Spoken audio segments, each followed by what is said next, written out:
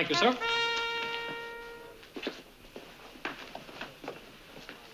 PFC Slater, Gilbert, $67. Thank you, sir. PFC Pyle, Gomer, $73. Pyle? Sir, I hope you don't mind my saying so, but I just can't get over it. I come here month after month, and you give me all this money for something I just love doing. That's fine, Pyle. Glad to hear you're enjoying your enlistment. And I also wanted to say about the food you've been serving, it's just been wonderful. Take last night, we had those tuna croquettes.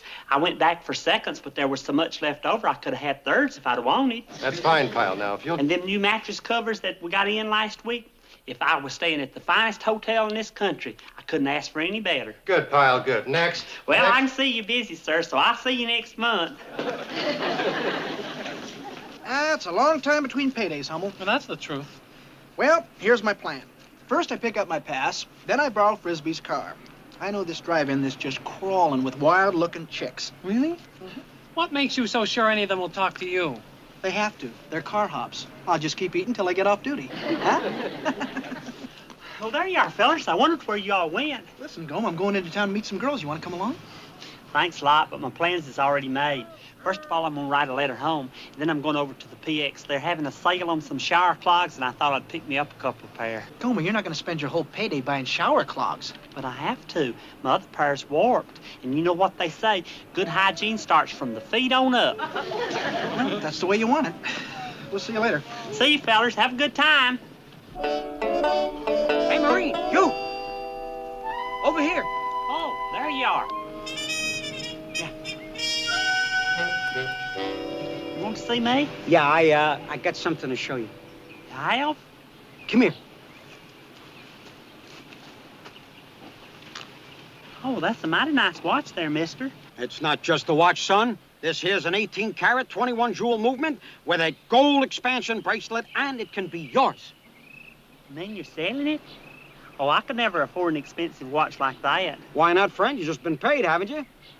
Why, yes. How in the world do you know that? Well, being an ex-serviceman like I am, you just kind of feel it in the air. How about it, son? Wouldn't you like to have this watch for your very own? Well, I'd like it very much, but a watch like that wouldn't come within my budget. You see, I've got my allotments, and I got to buy my shower clogs, and I got to get a present for my aunt's birthday. No, it's impossible. I could never afford an expensive watch like that. Shh, wait a minute. How much you think it cost? Well, it's got to be at least $12.95. only $12.95. Golly! That's right, son. $12.95, and that includes sales tax and a lifetime warranty, including parts and labor. Thank you very much, mister, but I just couldn't. You can't. What, $12.95 for a watch like that? Why, you'd be cheating yourself. Huh? Everybody knows that a gold watch costs 10 times that much. No, I just couldn't do that to you. What's your name, son? PFC Pyle, Gomer Pyle. My name's Freddie.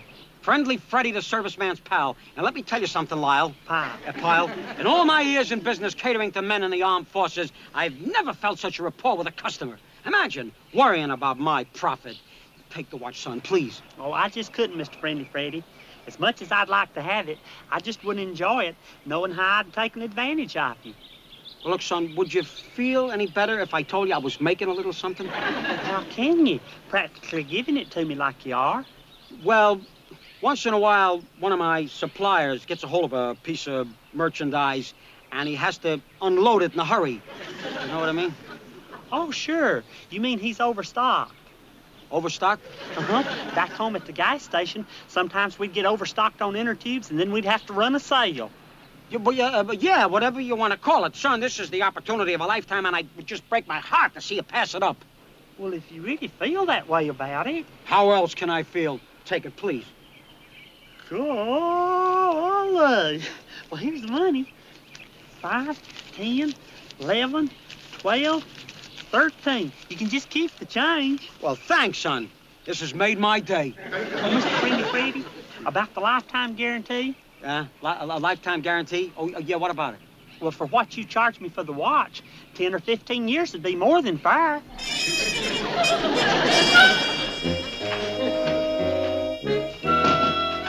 happy afternoon to you, Sergeant Carter. What is it, Pyle? I'm trying to catch up with this paperwork. What do you want? Oh, I thought I'd just stop by and kill some time. Well, kill it somewhere else. I gotta clear all this up before I can get out of here, so beat it. Well, maybe I could pitch in and help. I got plenty of time. Pyle, you got your pass. Go into town to a movie someplace. Just get out of here. Right, Sergeant. But before I go, would you happen to have the right time? Pyle, will you clear out of here? I'm sorry, Sergeant.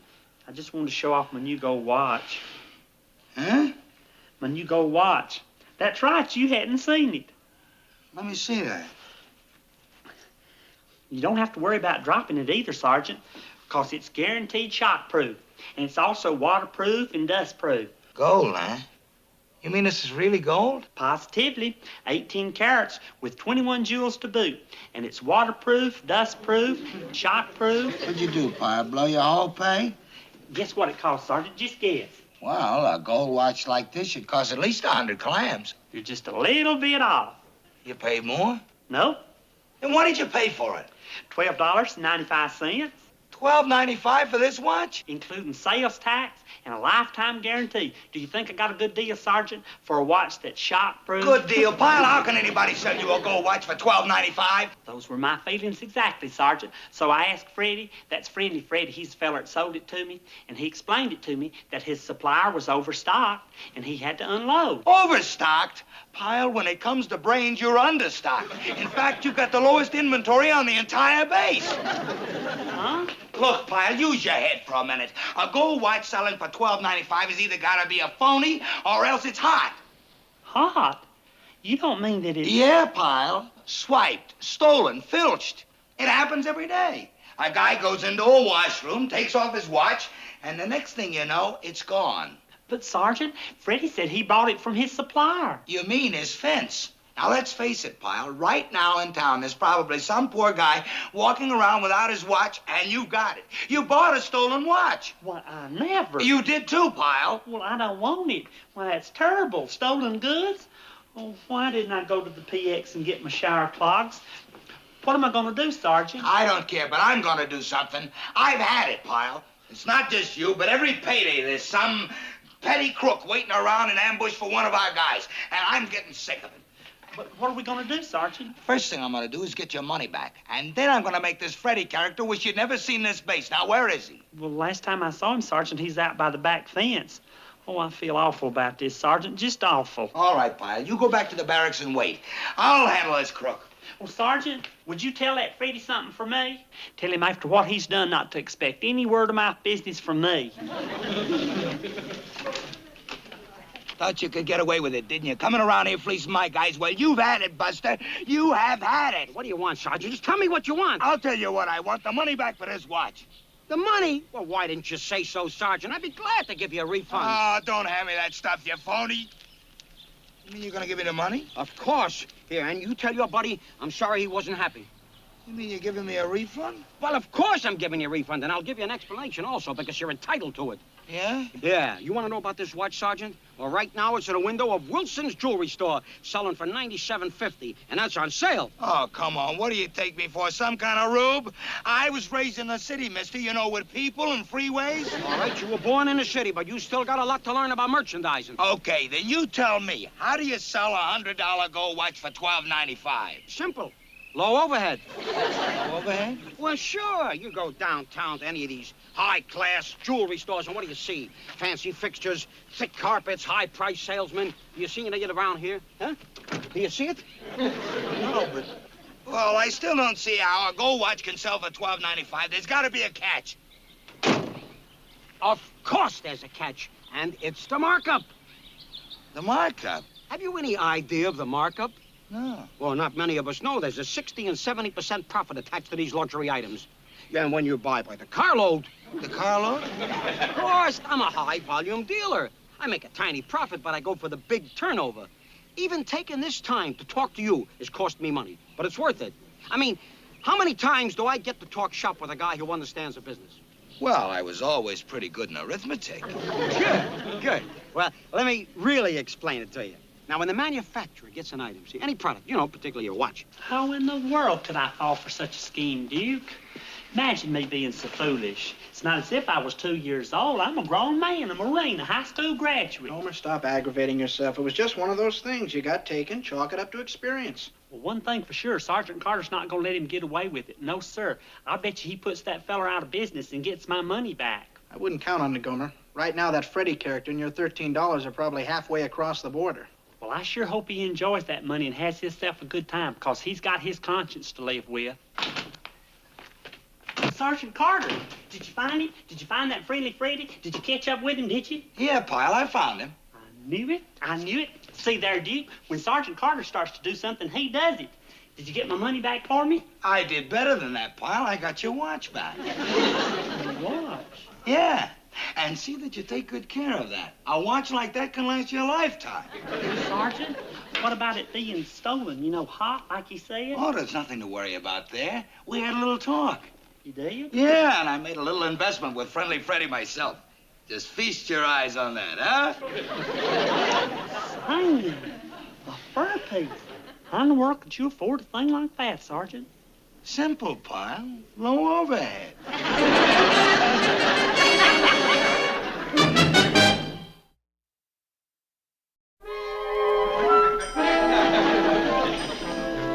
This ain't just a fur piece, Pyle. This is a genuine silver-frosted ranch-grown fox. Man, it sure looks great, Sarge. Yeah. I just can't wait till Bunny sees this. It'll make up for her birthday present. She wasn't crazy about them bath salts. It sure will. Must have cost you a fortune, Sergeant. Take a guess. What do you think it cost? Well, my sister's got one like that. Cost her about $200. $49.95, and that includes a free cleaning. $49.95 for that? Well, how in the world could they sell you a snazzy-looking fur like that for so little? Well, obviously, Pyle, you don't understand the ins and outs of modern-day merchandising. $49.95, Sergeant. Sounds impossible. Look, Pyle, I'll explain it to you. When you buy a fur like this downtown, you pay for a lot of extras. But when you deal with a guy like Friendly Freddy, you forget all that. You cut out the middleman. It's like dealing directly with the fox. Oh, my. I sure would like to see Miss Bunny's face when you give her that package. When you gonna give it to her, Sergeant? When? Well, I thought I'd take her to the 5 o'clock club tonight and give it to her there. Oh, I'd give anything to see her face light up. Well, tonight at the 5 o'clock club. That's where you'll see it happen. Gosh, Sergeant, if you don't mind, I'd like to be there just to see it. That's all. I won't interfere or nothing. Be my guest.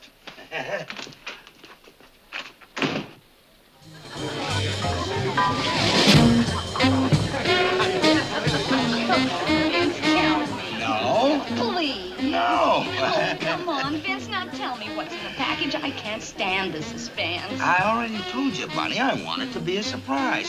The evening is still young. Oh, your surprises. If I guess it, will you tell me if I'm right? Okay, but you'll never guess in a million years. A shower curtain. No, Ironing board cover. no. Not another box of bath salts. I told you wouldn't get it. So just be patient. The pizza will be here a minute. We'll drink a toast, and then we'll open it. Is that okay? Okay, but I should have known better. With you, everything has to be done by the numbers.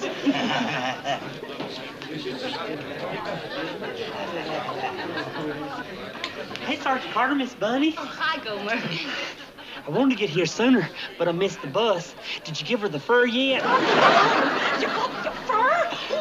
Why, you stupid nit, would you spoil the surprise? Shazam, you mean you hadn't told her yet? Oh, it's gorgeous. And it's real. A real fur.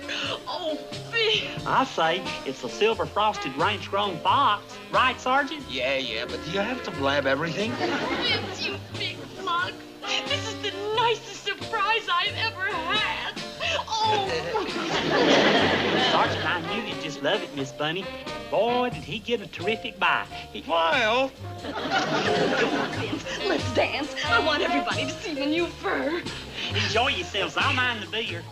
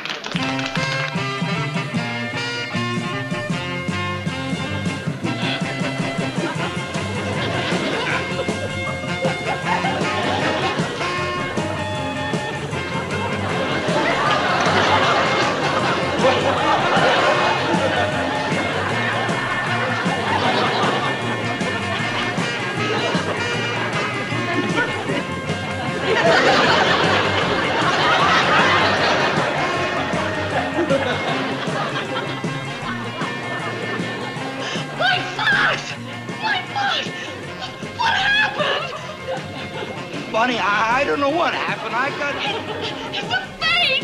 Oh, Miss Carter! You...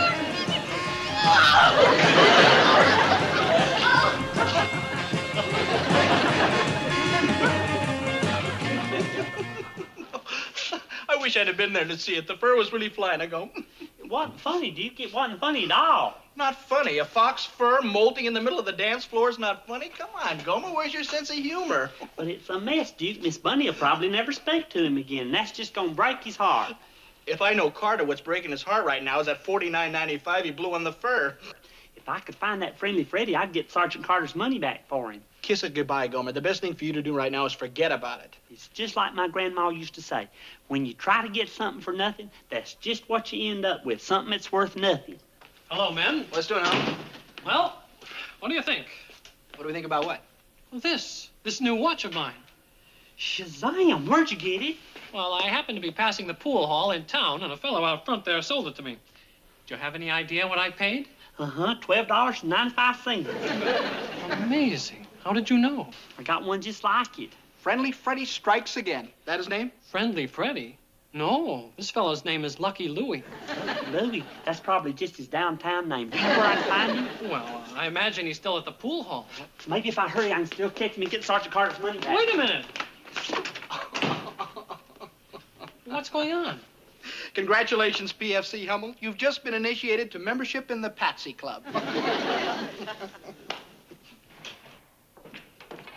So there you are.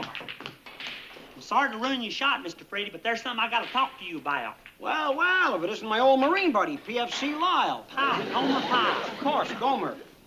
Nice to see you again, son. How about a little game of rotation? I'm just learning the game myself. I couldn't think about playing a game right now. You just don't know all the trouble that you've caused. Trouble, son? What kind of trouble? Well, you know that fur that you sold Sergeant Carter? Well, all the fur blew out of it, and it's balder than that there cue ball. It's what? That's right. It happened right out there on the dance floor. It was awful, just awful. You're kidding. No, and you should see what happened to Sergeant Carter and Miss Bunny. They may never talk to each other again. Oh, that darn furrier. How could he do this to me? You deal with somebody for 20 years, and he slips you a second. You didn't know that fox fur wasn't any good? You think I want to cut my throat? Spent 20 years building a clientele, and now this? What can I do? What can I do to help? Tell me. Well, you could start off by giving Sergeant Carter his money back. His money back? Yeah. That way there wouldn't be any trouble, because he was fixing to go to the police. Come on now, there's no need for that. Let's see now, it was $49.95, wasn't it? Here you go, Pyle. 10, 20, 30. Well, here, take this 50 and keep the change. Well, thank you very much, Mr. Friendly Freddy, and thank you for Sergeant Carter. Well, that's okay. You tell the sergeant to use the money and maybe take his girl to some fancy restaurant to square things with her. Well, I will, and thank you very much. It's a pleasure doing business with you. Okay, and you tell Sergeant Carter that I'm sorry about this whole thing, and I'm going to go straight to that furrier and tell him a couple of things. Oh, No, it's humiliating. I mean, humiliating. Excuse me. Huh? Well, this transistor radio you sold me, it doesn't seem to be working. So long, Pyle. So long. What'd you do, kid? Open the back? You mustn't open the back. I can't believe it. You mean he actually gave you the dough without a fight? That's right, Sergeant, and he was just as nice as he could be about it. I guess this teaches us a lesson. Before condemning a person, you ought to give him the benefit of the doubt. Well, maybe so, but after what happened with that fur, I thought he was a swindler for sure. Just goes to show, you can't judge a crook by his cover. A crook by his cover. That's a good one, Sergeant. I'll have to remember that and tell it to Dee. You know something?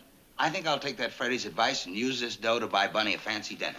Hey, that's a good idea, Sergeant. You could take her to that pancake place on the highway, Buckwheat Bill's. She'd just love that. They got 27 different kinds of syrup. Syrup? Pancakes? What's the matter with you, Pyle? This calls for something classy. Like that fancy French restaurant, Le Petit Chateau. A little candlelight, wine. It'll cost a bundle, but I'll shoot the works. Oh, what a wonderful reunion. I'd give anything to be there. I just love happy endings. Well, look, Pyle, since you're kind of responsible for getting my dough back, why don't you come around tomorrow night at the restaurant? Oh, no, Sergeant. This night is just for you and Miss Bunny. I'd enjoy having dinner with you, but Who said anything about dinner? Come around later for coffee. Well, thank you, thank you, thank you. And to think you didn't even want to talk to me when I called. I must have been in that phone booth for an hour. Well, you can't exactly blame me, Vince, after what happened. Oh, honey, let's not bring that up. Miss. I'll take a handful of these. And here. This is for you, Bun. Just put it on my check. Thank you. Vince, that's beautiful. Oh.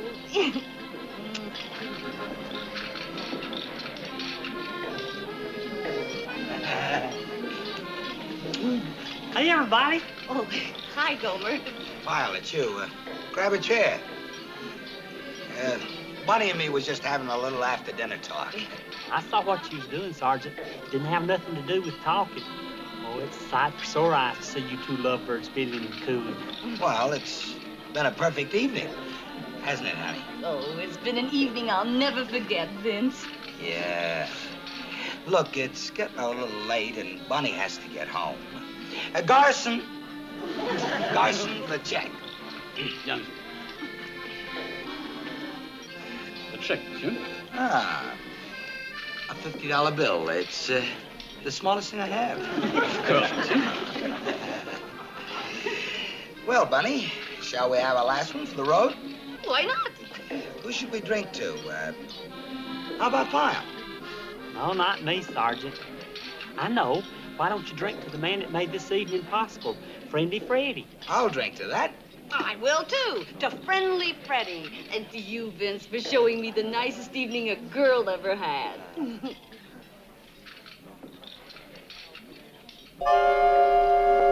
Counterfeit!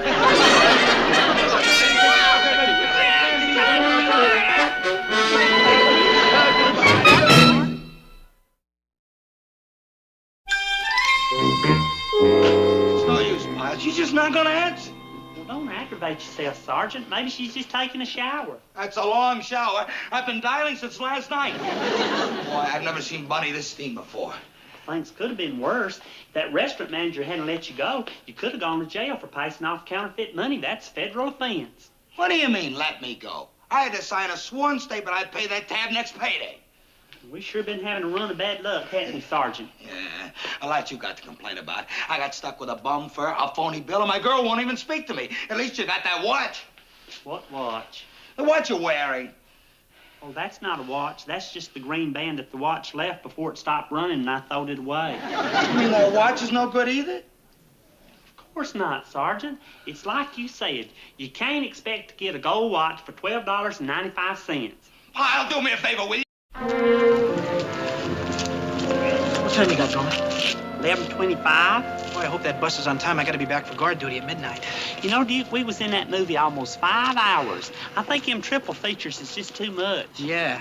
The stories get all mixed up. Now, the first picture I hardly remember. That's because that was a long time ago. Oh, help me. Somebody help me, please. Anybody help me. Help. Help.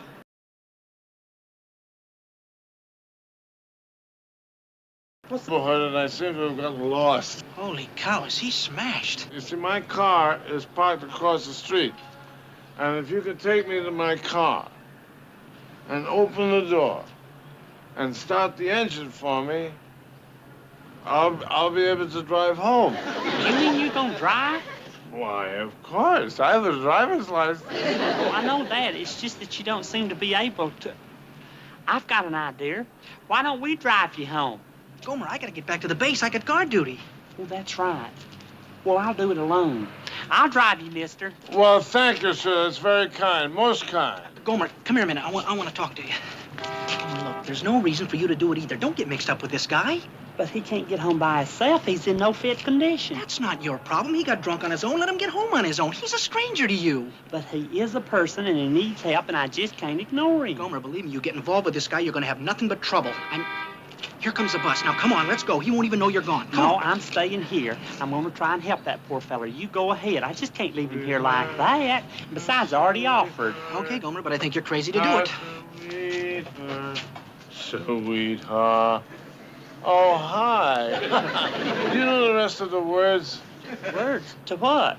The song, Sweetheart, Sweetheart, Sweetheart. It's a beautiful song, but I don't know the rest of the words. Well, don't you think we better get started? You want to take my hand?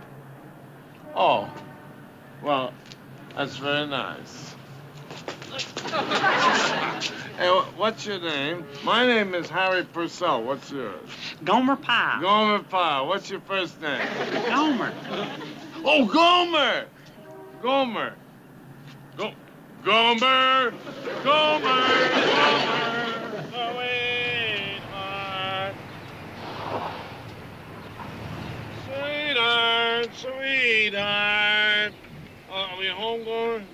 This is the address you said. Is that your house? Yeah, that's it. That's my little castle. Well, I've got to be getting back to the base, Mr. Purcell. Do you think you can make it in all right? Oh, now listen, you gotta come in and meet my wife. Gomer, you're just gonna love my wife. She's the sweetest little woman you ever met in your life. Her name is Iona. It's an Indian name, means little bird. She's so sweet, and I treat her like a dog. Why do I do it? Sweetest little woman in the world, and I treat her like a dog. Harry Purcell treats his wife like a dog. I want the whole world to know it. Please, Mr. Purcell, come on and I'll walk you to the house.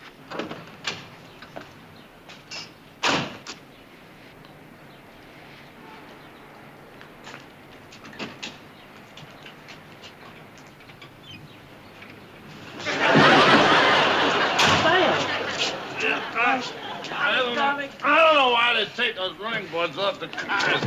That's the reason you fall down. Come on, Mr. Purcell. Now, wait a minute. Let's sing a song. Well, Mr. Purcell, it's after midnight. I ain't gonna go unless we sing a song. All right, but we can sing while we're walking, okay? That's the deal. Sweetheart, sweetheart, sweetheart, may you kiss, love me ever, ever, sweetheart, sweetheart, sweetheart, sweetheart, sweetheart, sweetheart. Hey, where are you going? That's where I live. Sweetheart, sweetheart, sweetheart, sweetheart, sweetheart, sweetheart, sweetheart, sweetheart, sweetheart, sweetheart, sweetheart. Purcell? Huh? You better be quiet. She's gonna wake your wife. Well, I want to wake her. I want you to meet Iona. You're gonna love her, Gomer. Gonna love her. Sweetheart, sweetheart. Maybe I better do that, Mr. Purcell. Oh, that's fun. There you go, Gome. Good old Gome. Sweetheart, sweetheart, sweetheart, sweetheart, sweetheart, sweetheart, sweetheart, sweetheart. Harry! Oh, it's my baby. See, Gomer? This is Iona. Harry, what happened? Where have you been so long? Well, I'll tell you, sweetheart. You see, I was coming back from the office. I stopped off. Oh, wait. First, I want you to meet my friend. Iona, this is Gomer Pyle, a real gentleman. How you do, ma'am? What did you do to him? Get him drunk? What do you mean, no, ma'am? Look at you, both of you. Clothes all messed up, can't stand up straight. Hey, he's got a beautiful voice. Oh, yes, I heard his voice. All the way out in the street I heard it. And I'll bet the neighbors heard it, too. I don't know how I'm going to look him in the face tomorrow. Ma'am, I don't think you understand. Oh, I understand, all right. I know your type. Spend all night in the bars just waiting for some poor soul like Harry to come along so you can sponge on him. Yeah. Mr. Purcell, that's just not true. Oh, Harry.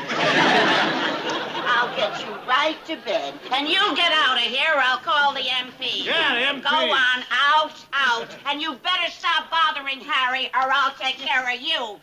I don't understand you, Harry. Don't you know better than to get mixed up with these kind of people? Bums! They'll take advantage of you every time. Come on, sweetie. Too soft-hearted, I guess. Oh, you sure are. So she blamed you for the whole thing, huh, Gum? Well, didn't I tell you? Didn't I tell you not to get mixed up with that guy? trouble was she just wouldn't let me explain. Gomer, the trouble was you shouldn't have gotten mixed up with that guy in the first place. You should have just walked away and left him where he was. Oh, I couldn't do that, Duke. Gomer, you'll never learn, will you? There's no such thing as gratitude. Come here a minute, will you? Hey, Duke, that looks like Mr. Purcell. Who? The fella that I took home last night. Oh, what does he want? This fellow would like to talk to you, Pyle. Hurry it up, will you? He's got to get back to work. Right, Sergeant. Hello, Gomer. Hey, Mr. Purcell. Golly, you look a lot better this morning. I'm sure I do. I don't remember too much about last night except your name and how very kind you were to me, so I wanted to come here and thank you personally. Oh, shoot, that was nothing. I'm very embarrassed about it, Gomer. That sort of thing never happened to me before. But that's not what I'm here to talk about. Gomer, how about letting me buy you a steak dinner tonight? Oh, Mr. Purcell, you don't have to do that. Gomer, you did me a great favor. I want to show my gratitude. I was glad to help you out, and you don't have to. I won't take no for an answer, Gomer. I insist. I know a great steak place in town. They serve sirloins that thick. What do you say, Gomer? What time do you get through? 7 o'clock, okay? 7 o'clock would be fine, I guess, but you Fine, don't have I'll pick you up right here at the gate at 7 o'clock. See you, Gomer. Bye, Mr. Purcell. What do you want? He wanted to thank me for helping him out last night. No kidding. Yeah, and he wants to take me out tonight to a fancy restaurant and buy me a big steak dinner. I don't believe it. It's the truth, so you see, Duke, there is gratitude in the world. Well, maybe once in a million years. And it takes your dumb luck to find it. Yes, Gomer, Iona and I had quite a laugh about it this morning. So tell me, Gomer, I must have been pretty funny, huh? Well, you might call it funny. Waiter, can I have another one of these, please? Mr. Purcell, you really think you ought to? Oh, now, don't you worry, Gomer. You see, when I'm eating, it doesn't affect me. Last night, I drank on an empty stomach. Never drink on an empty stomach, Gomer. Waiter, make it a double, will you? Say, Gomer, tell me, was I really singing in front of my house last night? Yes, you were. Now, that's fantastic. It's absolutely fantastic. I don't think I ever did a thing like that before in my life. You see, it was just an accident that I got drunk. I don't think a thing like that could happen again in a million years. Sweetheart, sweetheart. Oh, Gomer, you're no buddy. You know that's your real buddy. Here you're going to take me home again. Mr. Purcell, do you think that you could get in all right by yourself tonight? Frankly, I'm not anxious to meet your wife again. She's going to be awfully mad. Oh, no, not Iona. You got her all wrong. Why, she's the most sweet and understanding woman in the world. I tell you, this morning we laughed about it. We laughed. Besides, I can't make it. I'm paralyzed. Well, I'm not going in with you, but I will walk you to the door, and that's all. If you don't come in, Iona will be insulted. She's the sweetest little woman in the world. Now, be careful not to fall this time, Mr. Purcell.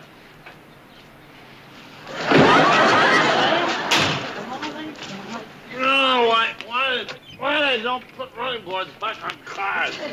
Silly. Sweetheart, sweetheart, sweetheart, sweetheart. What are you shushing about? The neighbors. Oh, I ain't going in. Why not? 'Cause you don't like me. That's not true. Oh, yes, it is. You hate me. You look down on me just 'cause I'm a little blue. No, Mr. Purcell. Well, you sang with me yesterday. Why don't you sing with me today? Because you don't like me today. That's not so. Well, you better sing with me, otherwise I'll know you don't like me. It's almost midnight. If you don't sing with me, I'm going to hold my breath until I die. Mr. Purcell. Mr. Purcell. All right, I'll sing with you. Good. But quiet. Oh, yeah. Shh, real quiet. Yeah. Sweetheart. Sweetheart. Sweetheart.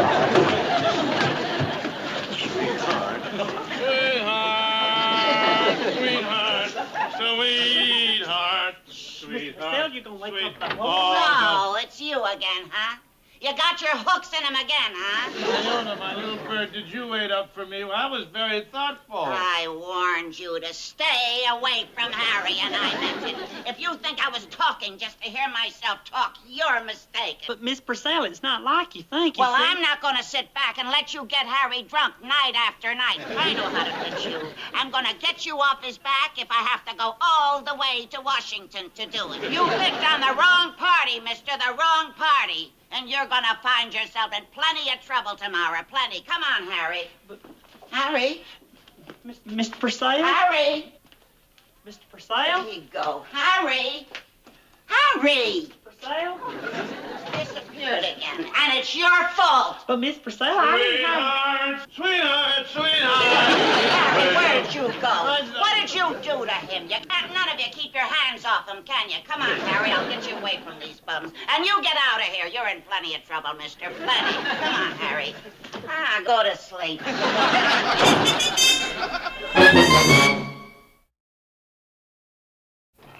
There's a dame in the duty hut and she wants to see me? Yeah, that's right, Sarge. What does she look like? Ah, forget it. It's not that kind of a dame. Oh, no? Yeah, she's like somebody's wife, and you feel sorry for the husband. Oh. Yes, ma'am. What can I do for you? Are you Sergeant Carter? That's right. Well, I'm Mrs. Purcell, Mrs. Harry Purcell. Yes, ma'am. Sergeant, you're going to have to do something about one of the men in your outfit.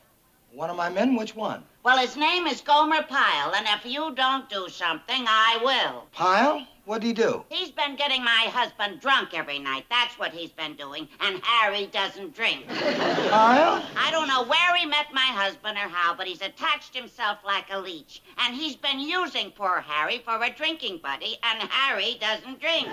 Gomer Pyle? Are you sure you have the right fella? I got the right fellow, all right. Tall and skinny with a stupid look on his face. That's Pyle, all right. But it's... 2 nights in a row, he brought poor Harry home drunk. And Harry doesn't drink. But Pyle? I can't believe it. Are you calling me a liar? No. I mean, just as far as I know, Pyle doesn't even drink.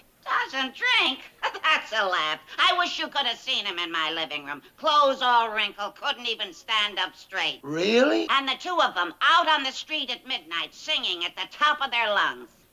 Pyle doesn't drink.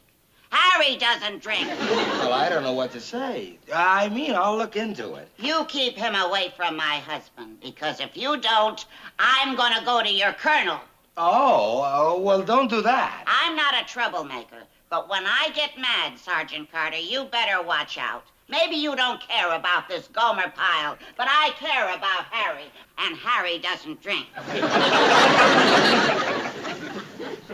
What do you make of that?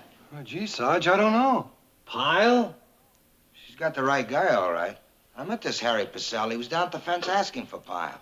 Well, maybe Pyle got himself a drinking pal, that's all. But he doesn't drink, Boyle. You know that. I never saw him drink anything stronger than a vanilla malt. Yeah.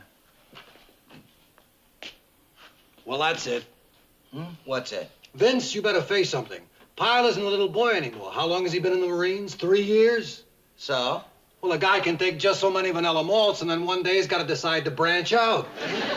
Yeah, but Pyle? Well, she saw him with her own eyes, singing and staggering. Looks to me like your little boy is grown up. But Pyle? Sweet, innocent, homespun, vanilla malt drinking Pyle?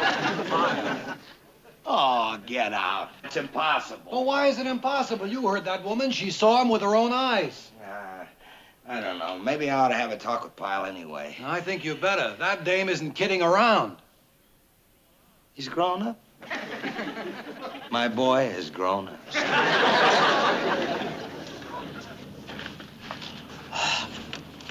What are you doing that for? Why don't you use a window cleaner? Oh, I do, but for the final polish, nothing does it like your own warm breath. Only trouble is, after a while, you get kind of dizzy. Well, I'm all finished with mine. Hi, Sarge. Later. Hey, Sergeant Carter. Stop that a minute, Pyle. I want to talk to you about something. Yes, Sergeant. What did you do last night? Last night, I went into town, had dinner with a friend. Uh-huh, and this friend's name didn't happen to be Harry Purcell. How'd you know that? I know. He was the guy who came to the fence asking for you, right, Pyle? Oh, yes, Sarge, that's right. Uh-huh. And when you guys were having dinner last night, there was a little drinking done, right? And then when you took him home, there was a little singing in front of his house? I'm afraid so, Sergeant, and I feel real bad about that. I mean, waking up the neighbors and all. Now, you listen to me, Pyle. You stay away from that guy. You understand? Well, yes, Sergeant. I don't care what a great guy he is or how much fun he is. You stay away from him. His wife is threatening to go to the colonel, and I'm not getting into trouble on account of you. You understand? Right, Sergeant. That's an order. You stay away from Harry Purcell. 2 nights in a row, his wife says he's come home in the same condition. And Harry doesn't drink.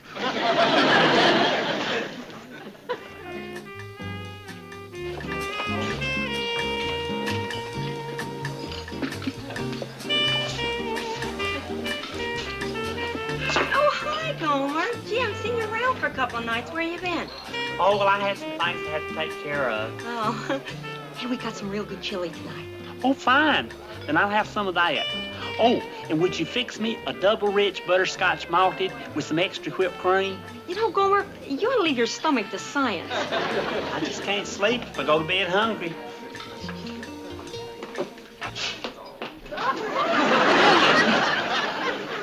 Mr. Purcell. Hiya, buddy, old buddy. How are you? Hey, you know something? I've been looking all over for you. Do you know that? Mr. Purcell, you've been drinking again. Gomer, you're right. It relaxes me. My. As a matter of fact, that's the reason I was looking for you, Gomer. I'm too relaxed to drive, so I thought maybe you could take me home. No, Mr. Purcell. You know, you're the best little driver homer in the whole world. Driver Homer Gomer. Hey, it's funny. Mr. Purcell. Well, what was it, buddy? I'm not going to drive you home again. What? Well, I can't. I promised Sergeant Carter that I wouldn't, and I'm just not going to do it again. Why, Gomer, I'm shocked. You mean you won't help an old buddy? But I did help you twice, Mr. Purcell, and it got all misunderstood. I mean, your wife got awful mad at me. Oh, Iona? Oh, you mean my lovely Iona? Well, she never got mad at anybody in her whole life. In her whole life, she never got mad at anybody. Got mad at me, and she said if she ever saw me with you again, she's going to go see the colonel. Ah, you know your trouble, Gomer? You're too serious. Come on. Come on, I shall fix everything up. Play a little music. There he is. Here he is. Here's that Gomer Pyle. Oh, my goodness, Mr. Purcell. He's the one who's been getting my husband drunk every night. Where's Harry? What have you done with him? You mean Mr. Purcell? Why, he's... I know he's in town somewhere. He didn't come home for dinner tonight. He's around here somewhere. What'd you do? Leave him in an alley? Probably rolled him and left him in an alley. Well, your husband isn't actually with him. There's nothing we can do. We have no control over civilians. Afraid you're on your own, Mrs. Purcell. We can't go looking for your husband unless there's military personnel involved. But he is involved. Well, he isn't now. Now you tell me, where is he? What have you done with him? Good. Driver Homer Gomer. There he is. Come on. You're too serious. I know it. It's you now, huh? You got him now, huh? Wait a minute. One bad influence and then the other. First the private and now the sergeant. Hold it, lady. You're jumping to conclusions. Look what you did to him. You got him so drunk he can hardly stand up. I got him. I was just trying to help out. Lady, there's something you ought to know. Your husband's a souse. What? Why, you? First you get him drunk and then you insult him. He's right. It is the drink. And you too. I really have to laugh, Boyle. You and your theory about Pyle growing up. I knew all the time he couldn't be drinking. The way Purcell's wife described it, Yeah, I know. Harry doesn't drink. Well, take it from me, Harry drinks. Oh, he drinks. Pyle just gets into trouble. Yeah, well, I was just going along with what... Speak of the devil. Sergeant, boy, am I glad I found you. Could you give us a hand? Huh? I was outside waiting on the bus to take me back to camp, and along come this car and it stalled right there in the middle of the street. So I come looking for some help, and... Are you kidding me? No, Sergeant, So a car stalled. What do you want from me? Let him call a garage and get a tow truck. But, Sergeant, this... Pyle, what is this stupid desire of yours to get involved in other people's problems? One night it's a drunk, the next night it's a stalled car. But, Sergeant, I couldn't refuse. You see, this is... Oh, you couldn't refuse. Come with me, Pyle. I'll show you how to refuse. He couldn't refuse, Mr. Good Samaritan here. Come on. But, Sergeant... Right there, Sergeant. Watch me, Pyle. Just watch me and see how easy it is to refuse and not let everybody take advantage of you. Oh, hi. Are you going to help me, Sergeant? That's awfully sweet of you. Well, Oh, it needs is a little pushing. I'll be forever grateful, Sergeant.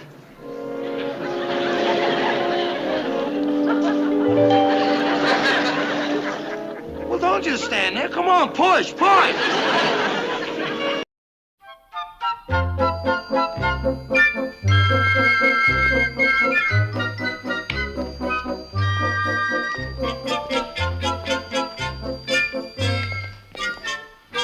Excuse me. Well, Mistress Mary, how did your garden grow today? Hey, Sergeant Carter, Corporal Boyle. Well, the garden's coming along just fine. See those little leaves there? Radishes. And do you know what? In about 3 weeks, they'll be on our mess hall table, ready to eat. Think of that. Little leaves, and one day real soon, there'll be a little red crunchy feller. Wonderful. Pyle, you're a Marine right now, not a farmer. What should you be doing right this minute instead of standing around here waiting for a radish to be born? Well, nothing, Sergeant. I finished all my chores back at the barracks. Yeah? Absolutely. You remember that's the reason I got permission to have this here garden in the first place. Long as I wouldn't let it interfere with my Marine work. And I hadn't let it interfere with my Marine work, you can be sure of that. You better not, Pyle. Let's go, Boyle. Hey, Sergeant Carter, look here at my collards. They're already up out of the ground. Did you ever taste collards? Some people call them tree cabbage. They're the best vegetable you ever tasted, especially if you cook them with a little ham hock. How about that? Come on. Hey, Sergeant, look over here at my watermelons. Some of them are as big as my fist in less than 2 weeks. That's 'cause I raised them up on the mound and treated them with some special fertilizer. McAvoy supernitrate's the best. Grandpa Pyle says it gets to the roots faster than anything else will. Well, what do you know? It gets right to them, huh? That's right. McAvoy supernitrate. It's sold in all the better feed stores. Yeah? And what have they got to put over yourself so I can get to you? Huh? Pyle, permission or no permission, you get back to the barracks, like right now. We got an inspection in 10 minutes. Move it, move it! Right, Sergeant. Radishes, watermelons, brother. Well, why does it bug you? It just does. A garden on a Marine base, did you ever hear of that? What kind of job is that for a Marine, huh? Well, he says it's not interfering with his duties. You want to bet? Besides, I've seen some of Pyle's garden work, and I don't like it. Huh? What garden work? That pumpkin he's got for a head. I don't like it. Not bad, Matthews, not bad. Watch them corners. Okay, Farmer Brown, let's see how well prepared you are. All right, Pyle, what is this? Some kind of joke? What's that stuff you got in there? Summer squash and chard. The chard's the one with the little curly legs. Get it out, Pyle, get it out. Well, I can't, Sergeant. You can't? Did I hear you right? You can't? On account of their heat loving. Their what? That's right. They need warmth and shelter just like they was a little baby. Else they'll die. Just one night of frost will do it. Honest, Sergeant, they'll die. Really? Well, we all have to go sometime. Please don't ask me to take them out, Sergeant. Pyle. You wouldn't want that on your conscience, would you, if they died? Don't worry about it, Pyle. I'll see that your squash gets a decent burial. Summer squash, there's a difference. You see, you can tell the difference by the leaves. Knock it off. Just get it out of here. Well, yes, Sergeant. And I'm sorry, I don't mean for my garden to upset you like it seems to. I suppose you got a horse and plow in here. For the love of Pete! Can you believe it? Can you believe it? All right, Pyle, that does it. If you're gonna act like a knucklehead, then I'm gonna treat you like a knucklehead. No, check that, like 2 knuckleheads. First, get that junk out of your footlocker, but fast. But, Sergeant... Out! Hut! As you were. Afternoon, sir. Afternoon, Sergeant. Where are you taking those? Well, out, sir. Out? Where? Just out, sir, anywhere. Don't do that. Sir? That's summer squash and chard in there, isn't it? That's what it is, all right, sir. Well, you set summer squash out on the kind of nights we've been having, and they wouldn't stand a chance. Sir? Well, they'd die, every one of them. That's what I told the sergeant. Those were my exact words, wasn't it, Sergeant? How's your garden coming along? Well, the watermelons and the radishes are doing real fine. I think it's that fertilizer I'm using. McAvoy supernitrate, oh, it's a marvel. Good. By the way, Pyle, this is Captain Shamley, our base public information officer. Sir? Pyle? He heard about your garden and wanted to take a look at it so he can send a photographer down from the local paper. You know, tough Marine cultivates garden in spare time. Captain Shamley thought it might make a good human interest story. Well, yes, sir. I'd be glad to. It's right out here in the back, right this way. My, local newspaper. Might even get you a national release on it. You never know. Carry on. Well, what do you say to that? I say don't put your summer squash out and always use McAvoy supernitrate.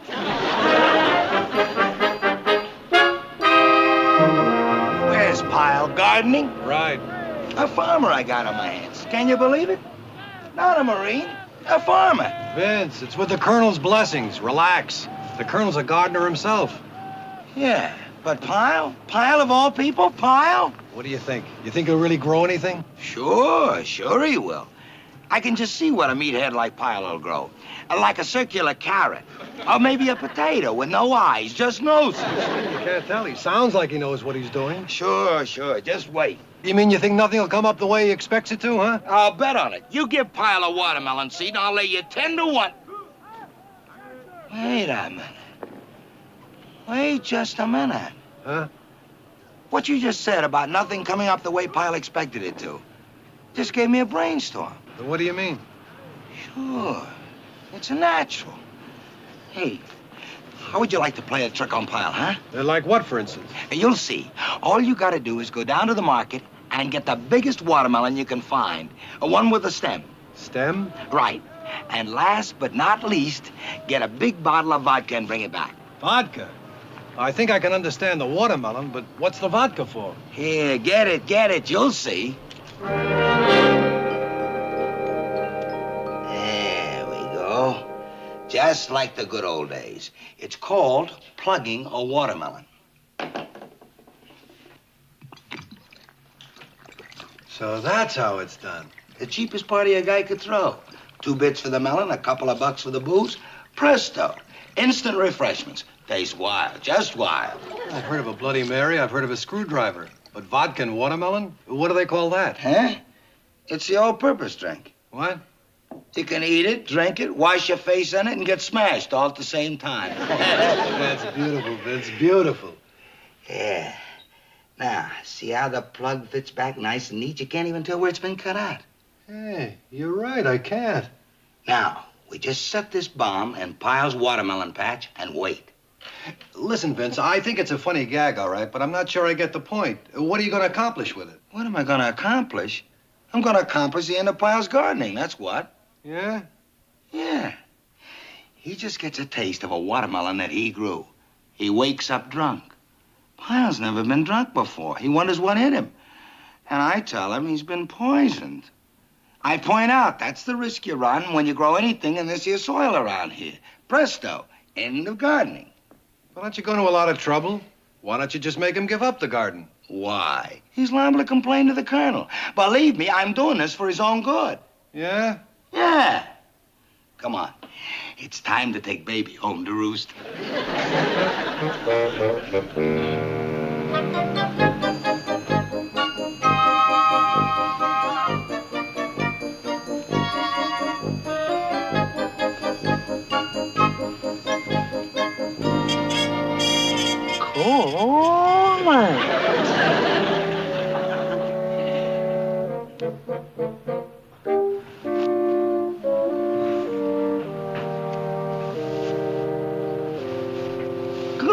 Golly!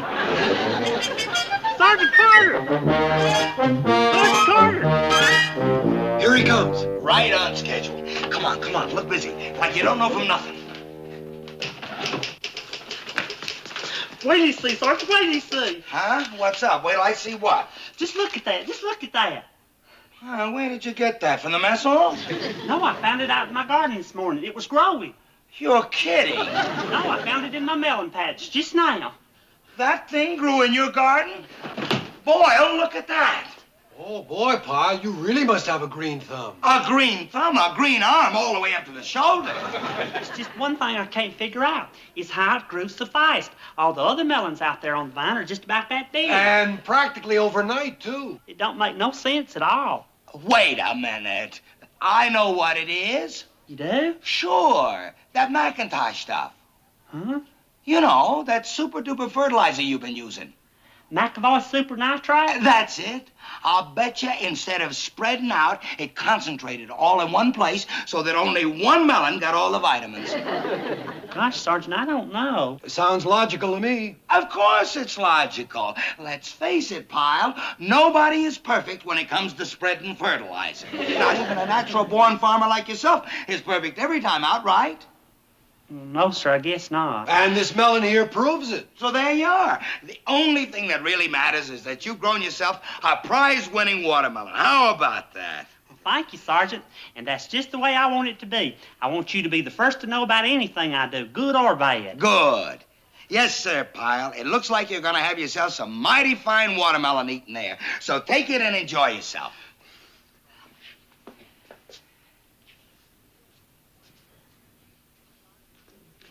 Sergeant, I want you to have the watermelon. On account it's the only way I can show my appreciation for you being so cooperative and letting me have the garden in the first place. Oh, no, Pyle. I couldn't do that. This is your melon. You grew it. It wouldn't be right for me to even take one bite of it. And that goes for Boyle, too. And the entire platoon, in fact. So you take it. But, Sergeant... The satisfaction is all yours, Pyle. Every bit of it. Or should I say, every bite of it. But I'd feel a whole lot better if you had it. No, Pyle, I wouldn't think of it. Well, please take it. No! Please. Pyle, I want you to take this watermelon and eat every bite of it yourself. And that's an order. I mean, well, it's nice of you to offer, but, well, right is right. Here, take it and eat it in good health, Pyle. Cheers.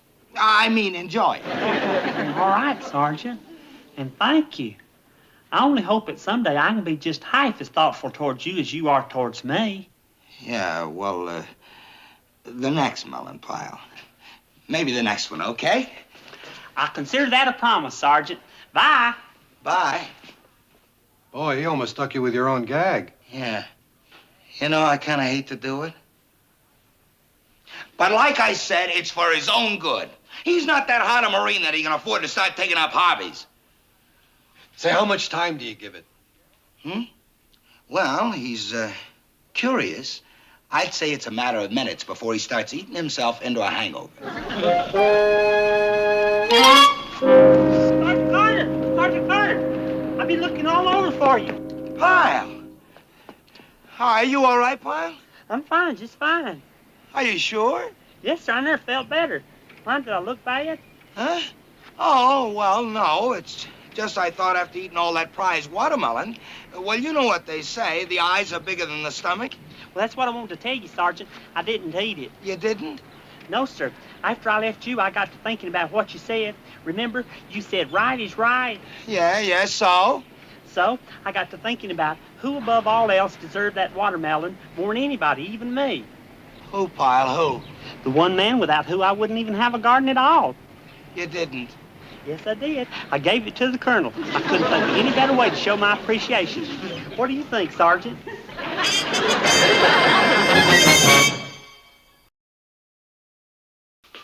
Talk about a joke backfiring. What are you gonna do? All I know is I gotta get that watermelon back from the colonel and fast. What do you think will happen when he gets a taste out of it? I don't even want to think about it. Can't you guess? You know the colonel. He's death on any kind of drinking. Yeah, and a watermelon pumped full of vodka is a lot of drinking.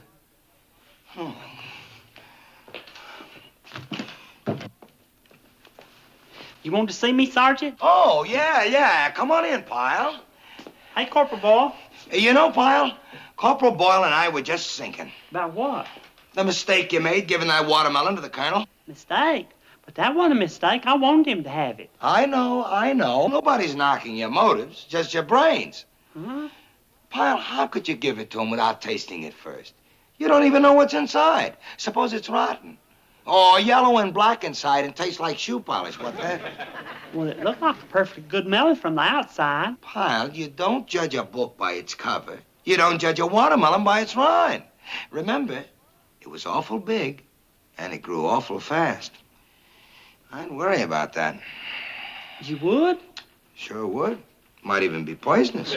Poisonous? Yeah, poisonous. I just hope it ain't too late to get it back. Back? Naturally. Unless, of course, you want to run the risk of having the colonel close down your garden for keeps right after he's had his stomach pumped. All right. I better get that watermelon back right away. Yeah. And the first place we better look is the officer's mess. It's probably sitting in the icebox there right now. But, Sergeant, are you going with me? Well, sure, pal. I don't want you to get in a jam with the colonel. Well, that sure is thoughtful of you, Sergeant. Yeah. All I gotta do is find a melon with a plug in it. It'll be a cinch. Yeah, well, you better get it out of here. Huh? I mean, I don't want to serve the brass around here any spiked watermelons, or it'll be my head in a sling. Okay, come on over here. Okay, help yourself. Just stay out of sight, huh? I got an inspection due today. God. Ain't that a coincidence? They must be planning on serving watermelon for dessert for the men as well tonight. What are you doing, Sergeant? Huh? Oh, I'm looking for your watermelon. What do you think I'm doing? Well, they all look alike. Yeah, well, yeah, I guess you're right. I can't tell anything by feeling them. Oh, I know one. I'll taste them. And that way, if they all taste all right, then there's no problem. Well, good. I'll be glad to help. I just love it. No, Pyle. Remember what I said about it being poison? Well, I can spot poison faster than you can. So if you just wait outside and see that nobody interrupts me, everything will be okay, okay? But, Sergeant, Pyle, there are taste buds and there are taste buds. Now, mine happen to be razor sharp. That's why I can't stand sea rations and you can. Now, if you'll just do as I say, we'll be in great shape, okay? Well, yes, sir. I'll be outside if you want me.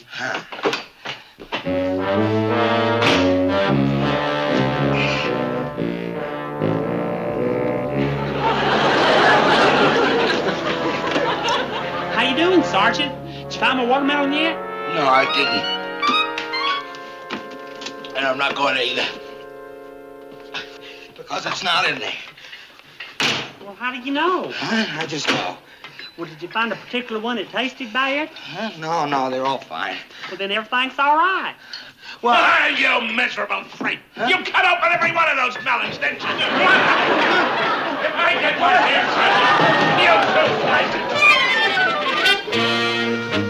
Where do you suppose that melon could be, Sergeant? I don't know. I'm sure it's not in the officer's mess. Are you sure he just didn't leave it sitting there in its office? Now think. Well, I don't know, Sergeant. I left right after I gave it to him, and all he said was thanks and how he better get it on ice right away. Well, he didn't get it on ice. No. What, Sergeant? Someplace else he could put it on ice. Huh? His home. His own home.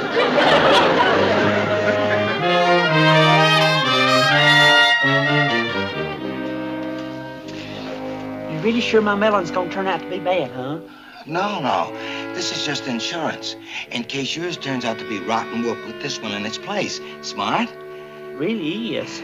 But now the whole trick is switching the melons. You better wait out here.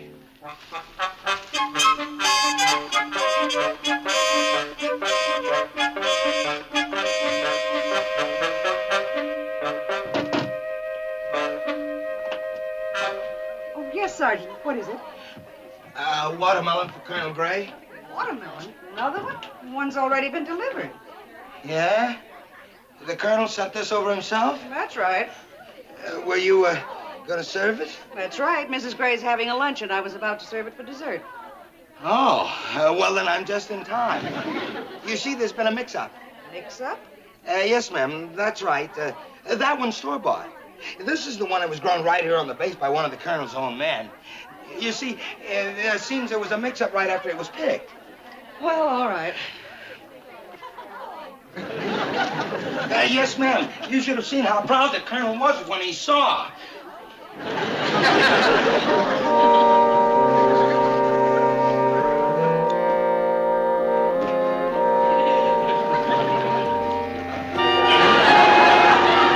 Sergeant, aren't you leaving one of those? Huh? Oh, yeah. I just wasn't thinking.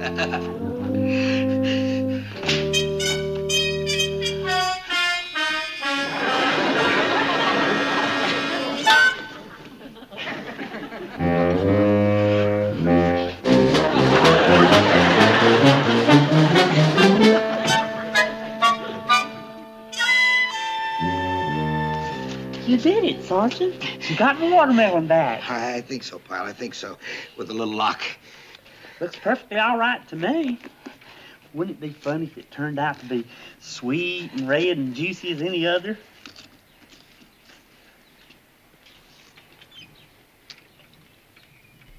What's wrong, Sergeant?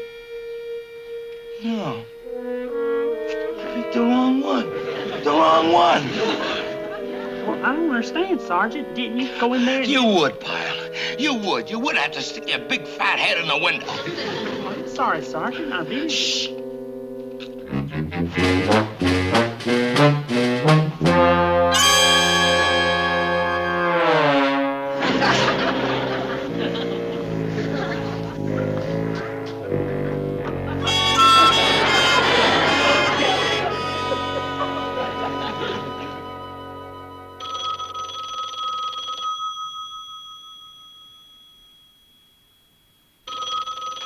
You. Company B, Corporal Boss speaking. Yes, sir. Yes, sir. Right away, sir. It's the Colonel. He wants to see Pyle in his office right away. He does, huh? Yeah, he does. Yeah. Well, go tell Pyle the Colonel wants to see him in his office right away. Just like that. You got nothing to do with it. Just throw Pyle to the wolves, huh? Look, Boyle, don't give me that stuff. You went on the gag, too. Thought it was pretty good, as I recall. All right, but the gag didn't work out the way you wanted. So? So, you gonna let him face the Colonel alone? What is he gonna say? I'll say it again. I was doing it for his own good. It was just a way of getting him out of gardening and back to being a Marine. Look, if it had worked out the way I wanted it to, I'd... All right, all right. I'll go see the Colonel, too. Maybe I can weasel word my way out of it. My combat record and all. Gunnery Sergeant Carter and Private First Class Pyle reporting as auditor. At ease, men. I don't recall asking you to come in, Sergeant. I know, sir. But I can explain everything. Don't listen to him, sir. It's all on me. I'm the one to blame. Sergeant Carter didn't have nothing to do with it. Blame? For what? What are you talking about? For the way that my melon tasted. Sir. But the watermelon tasted fine. In fact, according to my wife, sensational. Sir? That's what I call Pyle in to tell him. Did you hear that, Sergeant? They liked my watermelon after all. Liked it. They loved it. Mrs. Gray said it was the hit of the bridge luncheon. It wasn't. Do tell. It was the first time in 7 years that a bridge luncheon ended with the girls singing. That's that. Yes. I heard that when Major Brady came to pick up his wife, she actually danced out to the car.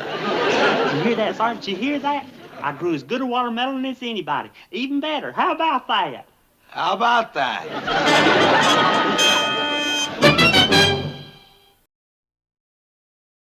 Pyle? Yes, Sergeant. I know. Inspection in 15 minutes. I'm all prepared. Okay. Just as long as you know, Pyle.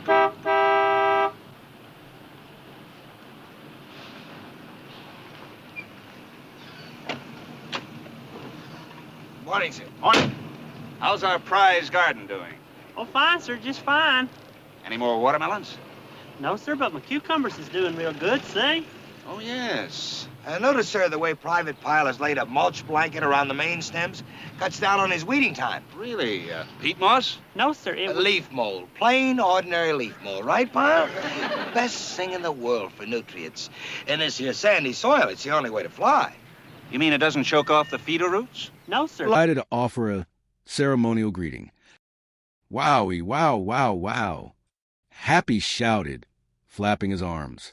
Like a chicken, the Sultan froze. His daughters gasped. You dare debase the dignity of the princesses? The Sultan roared. Like a chicken? Mikhail stepped in quickly. Your Highness, please. In our country, the chicken is a sacred symbol of, fertility and speed. It is the highest honor. The Sultan narrowed his eyes. A sacred symbol? Very well.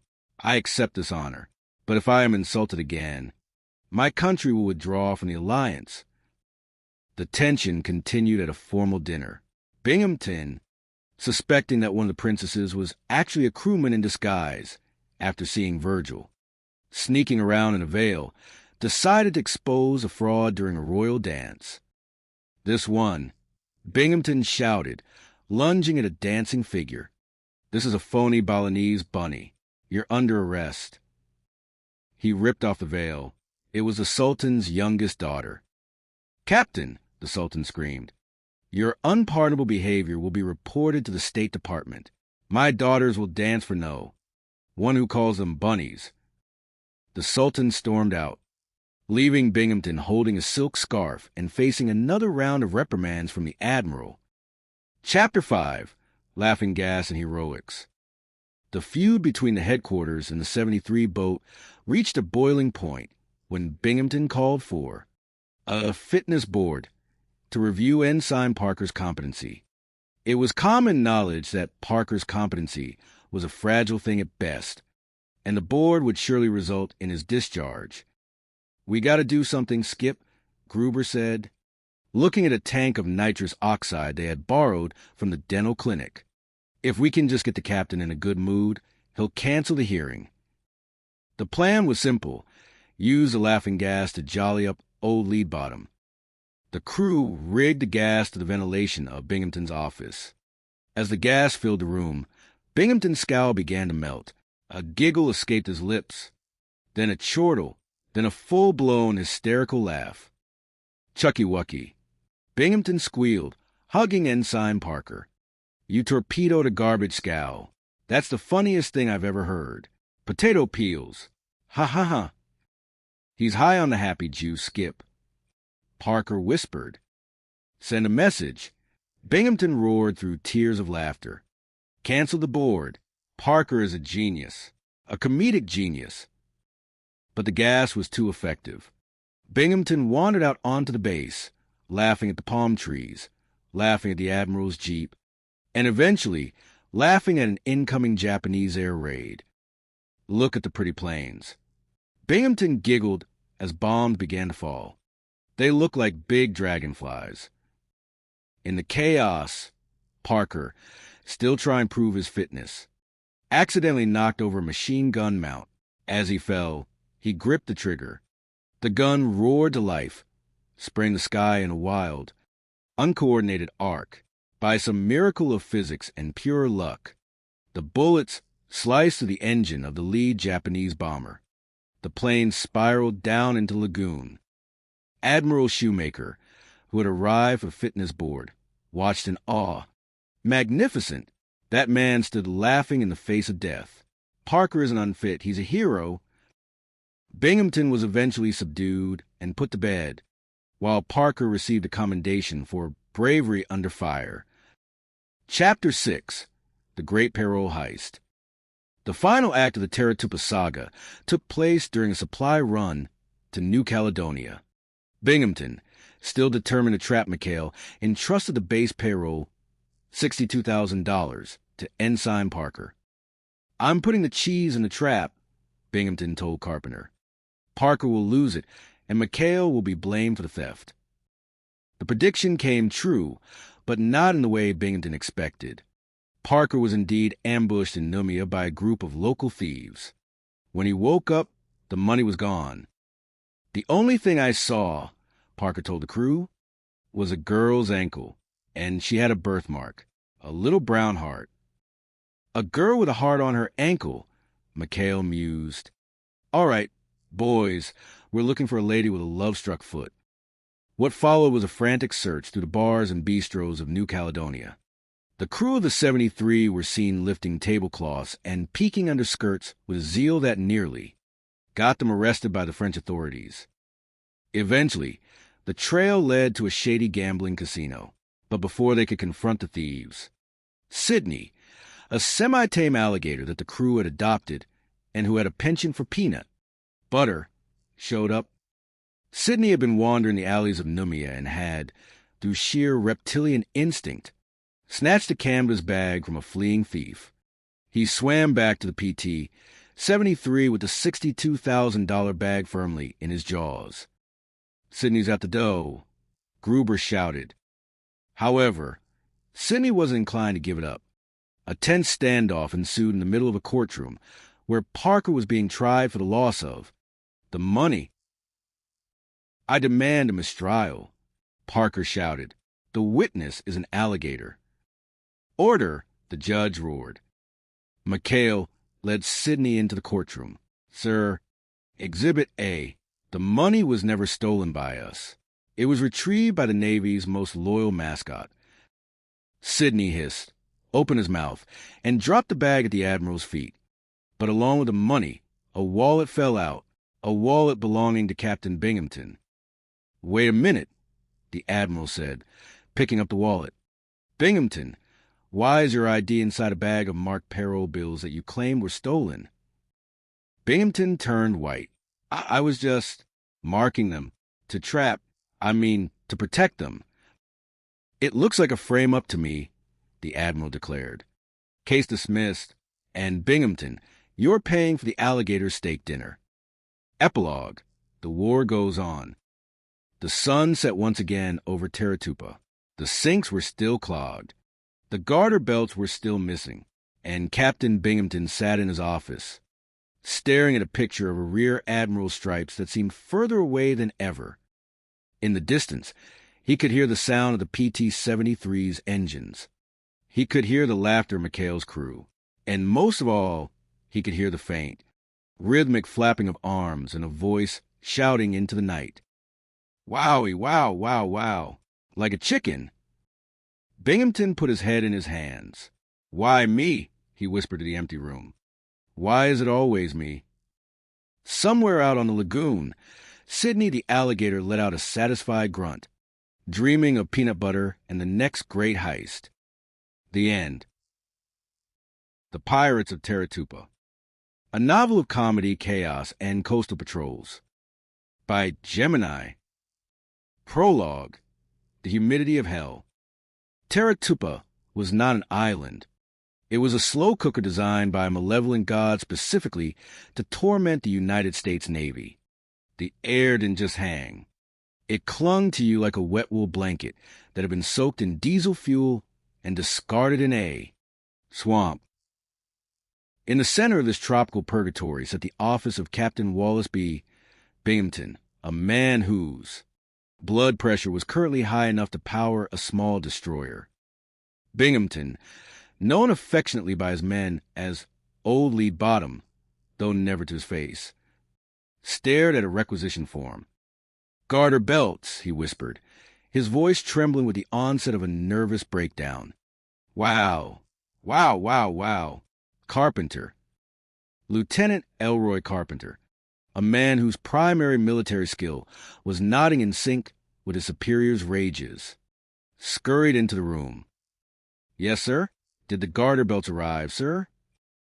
"You are the supply officer here, Carpenter," Binghamton barked, slamming his fist on the desk.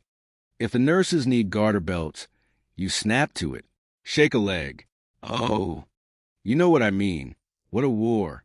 Everything is on my shoulders. Sinks are backing up.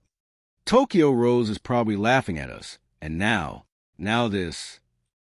He held up a telegram as if it were an active grenade.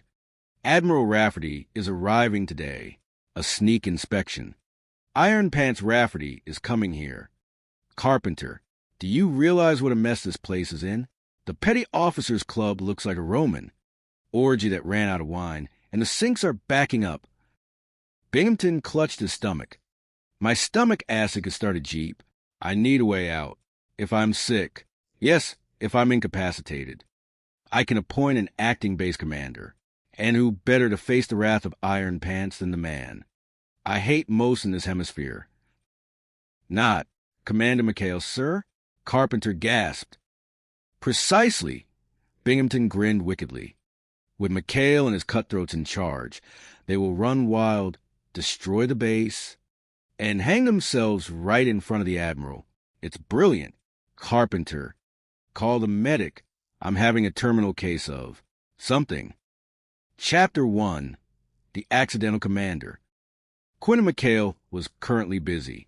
He was supervising a vital tactical meeting on the beach, which mostly involved Ensign Charles Parker trying to explain why he had accidentally traded a crate of ammunition for 3 crates of pineapples and a very confused goat. "Look, Skipper, Parker stammered, adjusting his glasses. The goat has excellent peripheral vision. It's basically a biological radar system. Parker? McHale sighed, leaning back in his chair with a cigar that definitely wasn't Navy-issued. Just keep the goat away from the torpedoes. Their peace was shattered by Carpenter's arrival. 10 minutes later, McHale found himself standing by a hospital bed where Binghamton was groaning like a dying whale. McHale, I'm in bad shape, Binghamton wheezed, faking a tremor. The medics, they don't know what it is.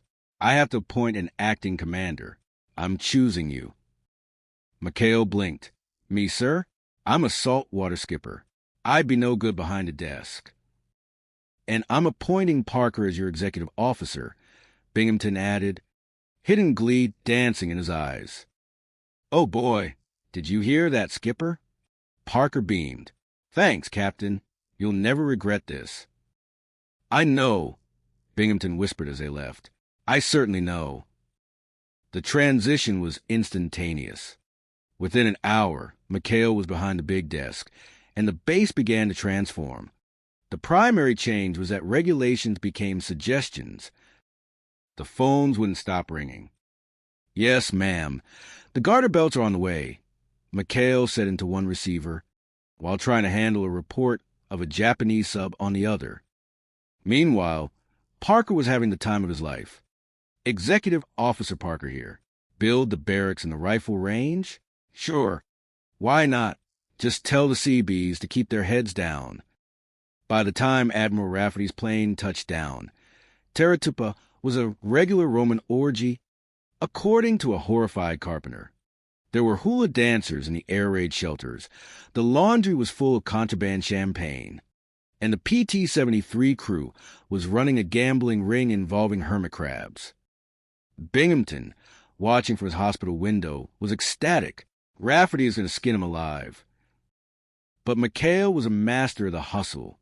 When Iron Pants Rafferty arrived, expecting to find a disciplined naval base, he instead found a flurry of activity. Every time the Admiral moved toward a disaster, McHale's crew moved faster. When Rafferty burst into the hospital to check on Binghamton, he found the captain wearing a seaman's uniform, trying to sneak out to catch McHale's girls. Binghamton, what in blazes? Rafferty roared. What are you doing running around screaming in a seaman's uniform about hula girls? But Admiral, they're in the laundry. McHale hid them. Binghamton screamed. Rafferty looked at McHale, who stood there with a look of saintly concern. He's delirious, sir, McHale whispered. Combat fatigue. He thinks he sees hula girls everywhere.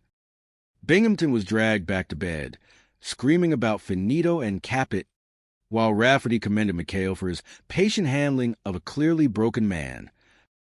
Chapter 2, The Sultan and the Drag Show. With the Rafferty crisis averted, Binghamton returned to his office, his eyebrows permanently singed from stress. He needed a new plan, and then fate handed him a sultan. The Sultan of Marami was arriving with his 3 beautiful daughters. The Admiral had ordered Binghamton to make an impression. I want McHale and the 73 boat out of here, Binghamton plotted. Send them on a recon mission to Aku Aku. It's a deserted strip of sand. They can't cause trouble. There. However, the Sultan's plane developed engine trouble and forced down near, you guessed it, Aku Aku. McHale was the only one close enough to rescue them.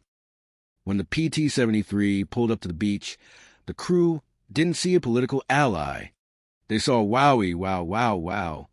3 princesses in silk. Greetings, Your Highness, McHale said, bowing. I am Commander McHale. We're here to serve you. The Sultan, Kareem, was a man of dignity. Are these men to be trusted with my cargo? Absolutely, sir, Parker said, trying to look professional while his eyes nearly popped out of his head. On the ride back, one of the princesses, Siri, took a liking to the bumbling Parker. By the time they hit the base, a secret date had been arranged. The problem?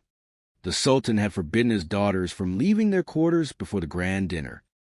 If I don't see Siri, I'll die, Skipper, Parker moaned back at the 73. All right, McHale said. We'll sneak her out, but we need a cover. The cover turned out to be the most horrifying thing Binghamton had ever seen. During the grand dinner, the Sultan requested his daughters dance for the officers. But one daughter, Siri, was currently on the PT 73 with Parker. Don't worry, Gruber, the crew's resident hustler, whispered. I've got an idea. We got spare silk, and Virgil has a very slender frame. At the dinner, 3 princesses appeared, their faces heavily veiled. They began a dance that looked less like a traditional Marami ritual and more like a sailor trying to shake a crab out of his shoe. Binghamton leaned in, suspicious. There's something wrong with that middle one. She's at Harry's shins. Battle fatigue, sir, McHale whispered. The girls, they have a rare skin condition. Binghamton, never one to let a suspicion go, leapt from his chair and ripped the veil off the middle dancer. Aha, a phony Balinese bunny. You're under arrest, Virgil. The Sultan stood up, his face purple. You dare debase my daughter? This is an outrage. I will raid your Washington. Stupid infidel. Binghamton spent the next 3 days writing letters of apology to the State Department while McHale and the boys enjoyed the leftover caviar. Chapter 3. The Case of the Laughing Gas. The Sultan incident was the last straw. Binghamton convened a fitness board to have Ensign Parker removed from the Navy. He's a disgrace. He torpedoed a garbage scow because he thought it was a camouflage sub. Binghamton shouted at the walls. The crew was desperate. If we don't mellow lead bottom out, Parker's a goner, McHale said. Willie, the crew's mechanical genius, had a solution. The base dentist just got a fresh shipment of nitrous oxide, laughing gas, if we can get some into Binghamton's office air vents. It was a heist of legendary proportions. Under the cover of landscaping, the crew hooked up a tank of gas to the captain's window. Inside the office, Binghamton was preparing his case. Suddenly, he paused. A giggle escaped his lips. Carpenter, have you noticed how funny your ears are? They look like little cauliflowers. Sir, Carpenter asked, breathing in the gas. Ha, they do, don't they? And, sir, your nose, it's like a happy little potato. The two of them began a wild game of chucky-wucky and bingy-wingy, rolling around the floor in fits of hysterics. I love you, McHale. Binghamton screamed out the window. You're a rogue, a pirate. Come in here and give me a hug. But the timing was, as always, catastrophic. Admiral Shoemaker arrived to fit in his hearing right as Binghamton was dancing on his desk with A, flower in his mouth. Binghamton, when the name of the great White Fleet is going on, Shoemaker roared. McHale, thinking fast, grabbed the gas hose and shoved it into his own shirt. He's happy, Admiral. A special occasion. One of the nurses got engaged. Binghamton, completely looped, saw the Admiral and tried to knight him with a ruler. I said stay on detention. Nice. Don't you see the Admiral? You're in disgrace. The situation was saved only because an actual Japanese air raid started. Parker, still slightly buzzed from a leak in the tank, wandered out to machine gun nest and, while laughing hysterically at the pretty tracers, managed to shoot down a Japanese bomber with a single-handed burst. Admiral Shoemaker was stunned. Anyone who would stand laughing in the face of death like that brave lad was born to be a combat. Officer, hearing canceled. Parker is a hero. Binghamton woke up the next morning with the mother of all headaches and a commendation for Parker. On his desk, he cried. Chapter 4. Sidney the Witness. Peace never lasted on Taratupa. The next conflict involved $900 and an alligator. Binghamton had set a trap. He marked $900 in bills and accidentally dropped his wallet near the 73, hoping to catch McHale in a theft. However, the wallet wasn't picked up by a sailor. It was picked up by Sidney, the crew's pet alligator. Sidney, who had a refined palate for leather and high-denomination currency, swallowed the wallet whole. "McHale, I know you have my wallet." Binghamton screamed, flanked by guards. "Sir, I swear an alligator ate it," Parker pleaded. "An alligator? Do you think I was born yesterday? You're all under arrest for grand larceny." The court-martial was a farce. Parker, acting as his own defense attorney, argued for temporary insanity on behalf of the alligator. "The alligator was crazy about my mother's peanut butter sandwiches, Your Honor," Parker shouted. The judge was about to pass sentence when McHale and the boys burst in, dragging a very bloated Sidney on a leash. "We have the evidence, sir," McHale announced, with the help of some castor oil and a very brave Ensign Parker. Sidney was forced to relinquish the evidence. The wallet flew out, landing directly on the judge's bench. "Look," Binghamton pointed, "my wallet, and there's the money." "But, sir," McHale said smoothly, "if the alligator had the wallet in his stomach for 3 hours, how did we steal it?" The judge looked at the marked bills, then at Binghamton. "Captain, did you mark these bills to set a trap for your own officers?" Well, justice must be served." Binghamton stammered. "Case dismissed," the judge barked. "And, Captain, I suggest you find a hobby that doesn't involve reptiles." Chapter 5, The $62,000 Ankle. The grand finale of the Terratupa Chronicles began with a trip to New Caledonia. Binghamton, in a rare moment of trust, actually had planned to get them arrested for hijacking. Tasked the PT 73 with picking up the $62,000 base payroll. Small bills, unmarked, very tempting, isn't it, McHale? Binghamton sneered. Parker was tasked with carrying the bag, but Terratupa luck followed them to the mainland while walking past a racetrack. Parker was distracted by a beautiful woman and was promptly knocked unconscious by a mysterious assailant. When he woke up, the $62,000 was gone. "The only thing I saw was a girl's ankle." Parker wailed back at the boat. She had a birthmark, a little brown heart on her right ankle. "We got to find that ankle, or we're going to the brig for life," McHale said. The search for the heart-shaped ankle became an obsession. The crew turned New Caledonia upside down. They peeked under tablecloths, checked benches, and nearly got arrested in a French cafe. I got pulled by a big freckle. Gruber complained after being slapped by a waitress. The mystery deepened when they spotted a shifty-looking man in a gray suit carrying a familiar canvas bag. A high-speed chase through the streets of Numia ensued. The climax occurred at a local fort. The thieves had stashed the money inside an old, decorative cannon to hide it from the gendarmes. Binghamton and Carpenter arrived just as McHale's crew cornered the thieves. "I've got you now, McHale," Binghamton shouted, pointing his gun, empty-handed and guilty as sin. "Wait, Captain," Parker screamed, pointing at the cannon. "The money, it's in there." At that exact moment, a Japanese Zero, a stray from a distant carrier, spotted the group and began a strafing run. "Take cover," McHale yelled. Parker, in a moment of sheer, unadulterated panic, grabbed a torch from a nearby wall. "I'll show them. United States Navy." He lit the fuse of the old cannon. The cannon didn't fire a ball. It fired $62,000 in small, unmarked bills. The explosion of currency was majestic. It was as if it were raining green.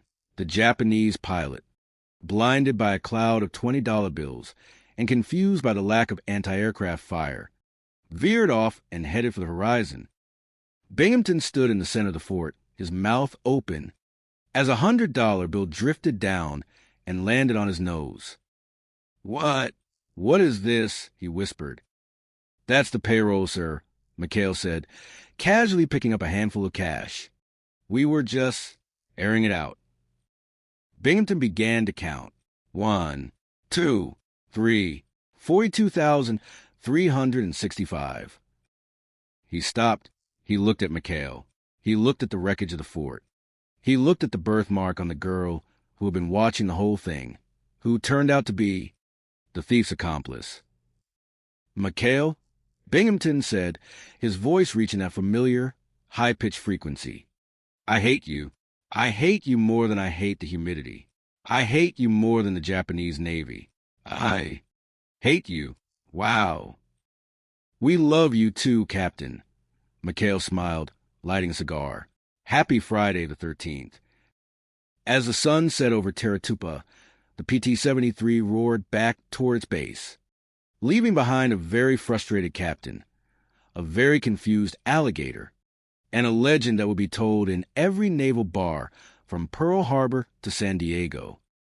The war went on, but on Teratupa, the pirates were winning. The end. The Pirates of Teratupa, a nautical comedy of errors. Chapter 1. The Garter Belt Crisis and the Souring Stomach. The South Pacific sun beat down on the island of Teratupa with the kind of relentless intensity that turned men's brains into lukewarm porridge inside the headquarters of the U.S. Naval Base. Captain Wallace B. Binghamton, known to his less than loyal subordinates as Old Lead Bottom, was currently vibrating with a level of stress that could power a small city. Wow, wow, wow, wow. Binghamton sputtered, pacing his office like a caged tiger that had accidentally swallowed a bag of lemons. He turned his glare toward Lieutenant Carpenter, his ever-loyal, if somewhat dim-witted, aide. Garter belts, Carpenter.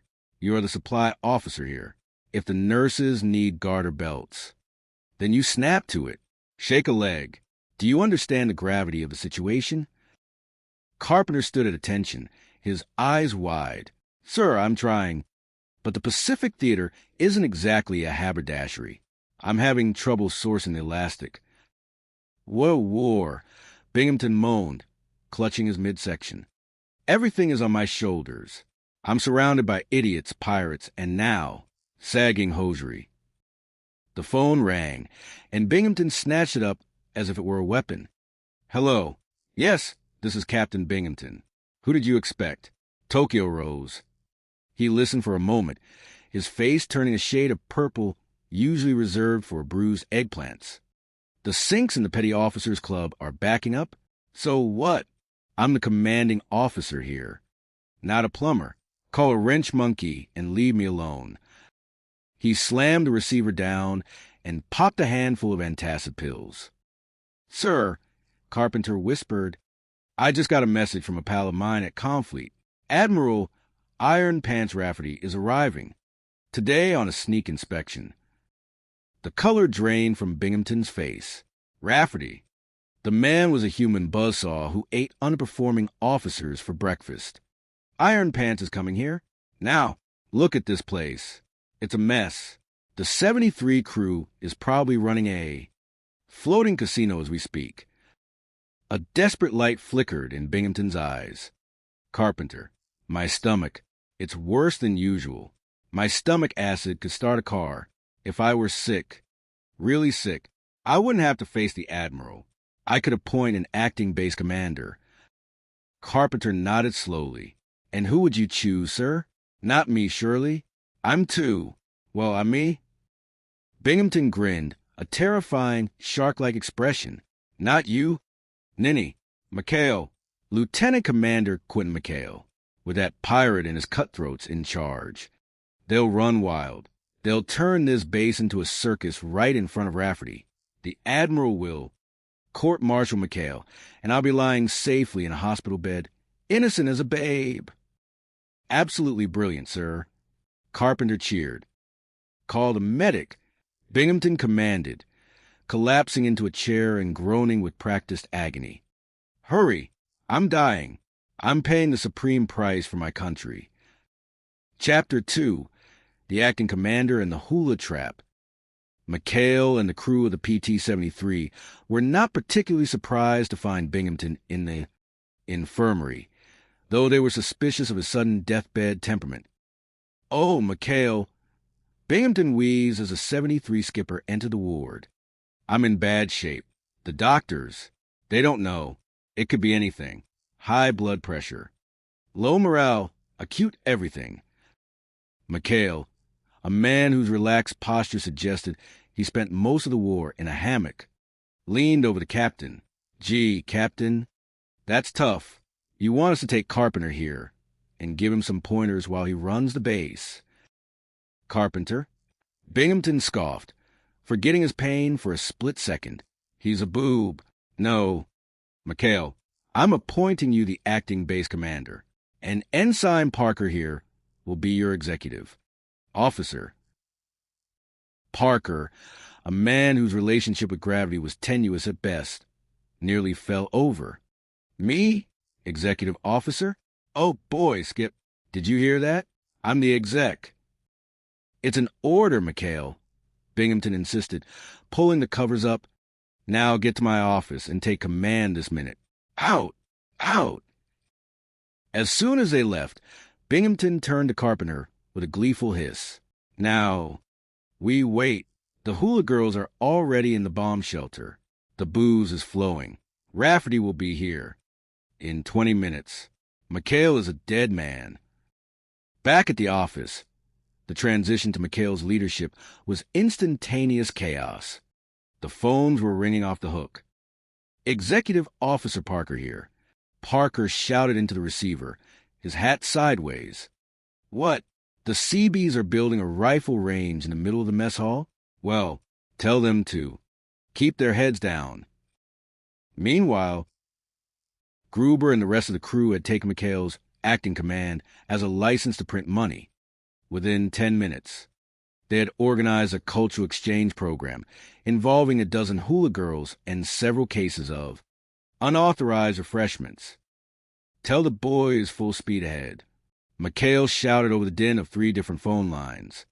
Action, that's what this base needs. But the action arrived sooner than expected in the form of Admiral Rafferty. Welcome to Terratupa, sir. McHale saluted as the Admiral stepped off his plane. Acting Commander McHale at your service. Rafferty looked around, his eyes narrowing at the sound of distant ukulele music. Where's Binghamton? Hospital, sir. Very sick. Hallucinations, mostly. McHale lied smoothly. Just then, Binghamton appeared, wrapped in a bathrobe, looking like a vengeful ghost. Admiral, thank God you're here. You have to see the bomb shelter. McHale has filled it with hula. Girls, it's an orgy of naval disgrace. Hafut Seaside. Binghamton, you're in your pajamas. Go back to bed. McHale, let's see the laundry. I hear your laundry facilities are top-notch. Binghamton's plan began to unravel. Every time he tried to point out a scandal, McHale's crew, operating with the synchronized precision of career criminals, moved the evidence. When Rafferty finally insisted on seeing the bomb shelter, he found nothing but a group of sailors holding a very solemn, very fake Bible study. I'm seeing things, Admiral. Binghamton screamed as he was dragged back to the hospital. The girls were there. They were wiggling. I saw the wiggling. Combat fatigue, Rafferty muttered to McHale. Sad case. Keep up the good work, Commander. Chapter 3. The Sultan and the Scoundrels. A week later, Binghamton was back in uniform, his eyebrows twitching with renewed vigor. A new opportunity for disaster had arrived. A diplomatic visit from the Sultan of Marami and his 3 daughters. The Admiral wants a 100% perfect impression. Binghamton barked. McHale, I want your crew out on a recon mission to Aku Aku. It's a deserted strip of nothing. I don't want you anywhere near the Sultan. But, sir, McHale protested, the 73 is the only boat fast enough to pick them up from the island of Samura, where they're playing. Forced down. Binghamton groaned. Fate was a cruel mistress. McHale was sent to rescue the Sultan. The rescue, however, turned into a nightmare of cultural misunderstandings. The Sultan, a man of immense dignity and even more immense luggage, arrived on the PT-73 with his 3 princesses. Wowie, wow, wow. Gruber whispered as the princesses stepped aboard. I heard that young man, the Sultan roared. The next man who debases the dignity of my daughters will answer to me. Mikhail stepped in. Forgive him, Your Highness. In our country, wow is a ceremonial greeting. It means, your wisdom exceeds the stars. The Sultan softened. He even took an interest in driving the boat. Mikhail, ever the diplomat, let the Sultan take the wheel. The result was a zigzagging course across the Pacific that nearly sent Ensign Parker overboard. But the Sultan was thrilled. Back at the base, Binghamton had organized a formal dinner. He was determined to show that he was a cultured one, while Mikhail was a barbarian. However, things went south when the crew decided to sneak out with the princesses. Virgil had promised Princess Siri a boat ride, but the engine conked out, leaving them stranded.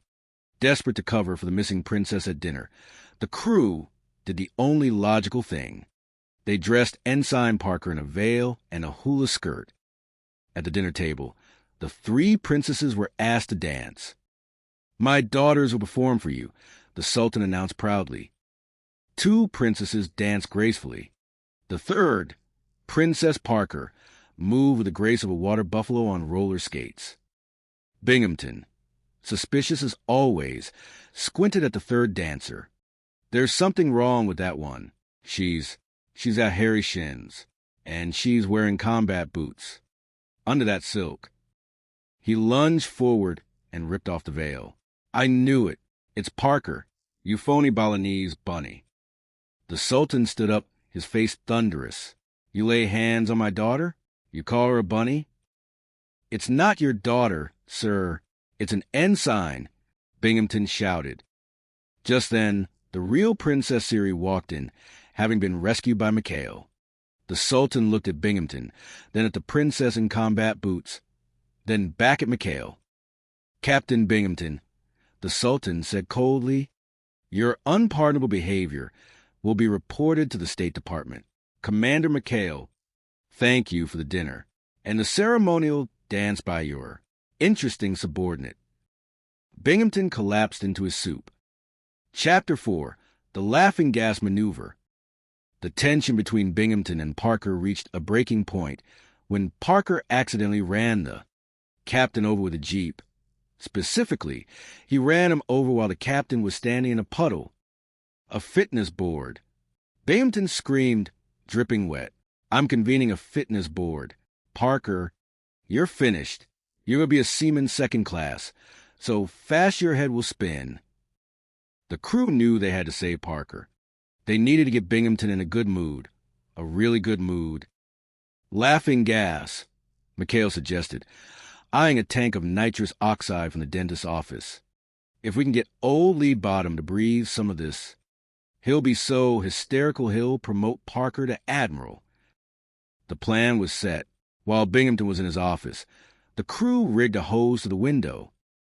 Captain, Mikhail said, stepping into the office with a bouquet of goldenrod. We brought you a gift, to show no hard feelings. I'm allergic to that. Binghamton shouted, sneezing violently. Get it out. Open the window. As soon as the window opened, Gruber turned on the tank. The gas hissed into the room. Within seconds, Binghamton's scowl began to twitch. A giggle escaped his lips, then a chortle, then a full-blown guffaw. Mikhail, he roared, slapping his desk. You're a riot. And Parker, running me over? That was the funniest thing I've ever seen. Chucky Wucky, come here. Parker walked in, terrified. Binghamton grabbed him in a bear hug. You torpedoed a garbage scowl? Comedy gold. I'm canceling the fitness board. Let's have a party. Where are the girls? I want to dance. The admiral in charge of the fitness board, Admiral Shoemaker, arrived to find Binghamton dancing on his desk, wearing a wastebasket on his head and singing The Old Rugged Cross in a ragtime beat. Binghamton, Shoemaker barked, what is the meaning of this? Hiya, Shoey. Binghamton giggled, trying to pinch the admiral's cheek. You want to see a fire drill? Parker, showing the fire drill. Just then, an actual air raid siren went off. Parker, still confused but eager to please, ran out and accidentally shot down a Japanese bomber while trying to figure out how the anti-aircraft gun worked. "Magnificent!" Shoemaker exclaimed. "Parker, you're a hero. And Binghamton, you're a raving lunatic. I'm canceling this board. Parker stays. Binghamton, I'm recommending a long, long rest." Chapter 5. Sidney the Alligator and the Court-Martial. Peace never lasted long on Teratupa. The next crisis involved $900 of Lieutenant Carpenter's back pay, which Binghamton had borrowed to set a trap for McHale. "I'll leave my wallet on the beach," Binghamton plotted. "When McHale's men find it and take the money, wham, brig time." But a third party intervened. Sidney, a friendly alligator who had a fondness for Ensign Parker's peanut butter sandwiches. Sidney found the wallet first. Being an alligator, he didn't care about the money. He just liked the leather. He took the wallet in his mouth and crawled into Parker's shack. When Binghamton found his ID card in the alligator's mouth, he naturally assumed McHale had trained the reptile to steal. Grand larceny. Binghamton shouted at the court-martial. "The defendant, Ensign Parker, used a reptilian accomplice to rob me." Parker, acting as his own defense attorney, was struggling. "Your Honor, Sidney is innocent. He's just got an unhappy childhood. He thought the wallet was a giant snack." The trial was a circus. McHale and the crew knew they had to produce the wallet to prove the money was still inside, and therefore not stolen. They found Sidney in a swamp, still clutching the wallet. "Open up, Sidney," McHale coaxed, holding a peanut butter sandwich. They rushed the alligator into the courtroom. "Order! Order!" The judge yelled as a 6-foot alligator crawled toward the bench. "There's your evidence, sir," McHale shouted. "The wallet is in Sidney's mouth. Look." Binghamton lunged for the wallet. Sidney, feeling defensive, snapped his jaws shut. "He's lying," Binghamton screamed. "He's a thieving alligator. Shoot him." "Just a moment," the judge said, looking at the wallet Sidney eventually spat out. "The money is all here. And look, these bills are marked. Captain Binghamton. Why were you carrying marked bills in a lost wallet?" The trap was exposed. The judge dismissed the charges. "And, Captain, keep your wallets away from the wildlife. This court is adjourned." Chapter 6. The Golden Cannon of New Caledonia. The final adventure took the crew to New Caledonia to pick up the base payroll, $62,000 in cash. Binghamton, desperate to finally catch them, had ordered Parker to take a shortcut through a dangerous part of town, hoping they'd get robbed so he could blame their negligence. Parker did indeed get robbed, or rather, he was distracted by a girl with a heart-shaped birthmark on her ankle and woke up with a lump on his head and an empty canvas bag. $62,000. McHale groaned. "We're dead, boys. We're really dead this time." They spent the next 48 hours scouring the streets of Noumea. They checked every ankle in every cafe, looking for the girl with the heart. Finally, they spotted the thieves, a pair of local thugs who had stashed the money inside an old, decorative cannon in the town square, planning to retrieve it later. Just as McHale's crew reached the cannon, Binghamton and Carpenter arrived in a jeep. "I knew it," Binghamton shouted. "You've hidden the money. You're under arrest." Just then, a rogue Japanese Zero, a lone wolf from a nearby carrier, dived toward the square, strafing the area. "Take cover," McHale yelled. Parker, panicked, saw the cannon. "We have to fight back." He grabbed a torch from a nearby vendor and, not knowing the cannon was stuffed with $62,000, lit the fuse. Boom! The cannon didn't fire a ball. Instead, it erupted in a literal explosion of wealth. $62,000 in small bills rained down over New Caledonia like green confetti. The sheer cloud of money blinded the pilot of the Zero, who veered off in confusion. What is this? Binghamton shouted, clutching at the falling bills. It's raining money. It's manna from heaven. It's the payroll, Captain. McHale laughed, catching a handful of 20s. Parker just saved the day. And the budget. As the sun set over the Pacific, the crew of the PT-73 sat on the deck of their boat, counting the recovered cash. They were short by $3, but Binghamton was too busy trying to find his lost dignity to notice. You know, Skip, Parker said, biting into a sandwich, I think I'm getting the hang of this Navy thing. McHale looked at his crew, the schemers, the hula dancers, and the accidental heroes. Yeah, Chuck, just don't let Lee Bottom hear you say that. We've got a long war ahead of us. And across the bay, the scream of Captain Binghamton echoed to the palms. McHale! The pirates of Taratupa. The long, absurd war of Quentin McHale. Chapter 1. The Garter Belt Crisis and the Iron Pants. The heat on the island of Taratupa was the kind of heat that didn't just sit on you. It tried to move in and pay rent. It was a humid, sticky, tropical blanket that turned starched navy whites into limp rags within seconds.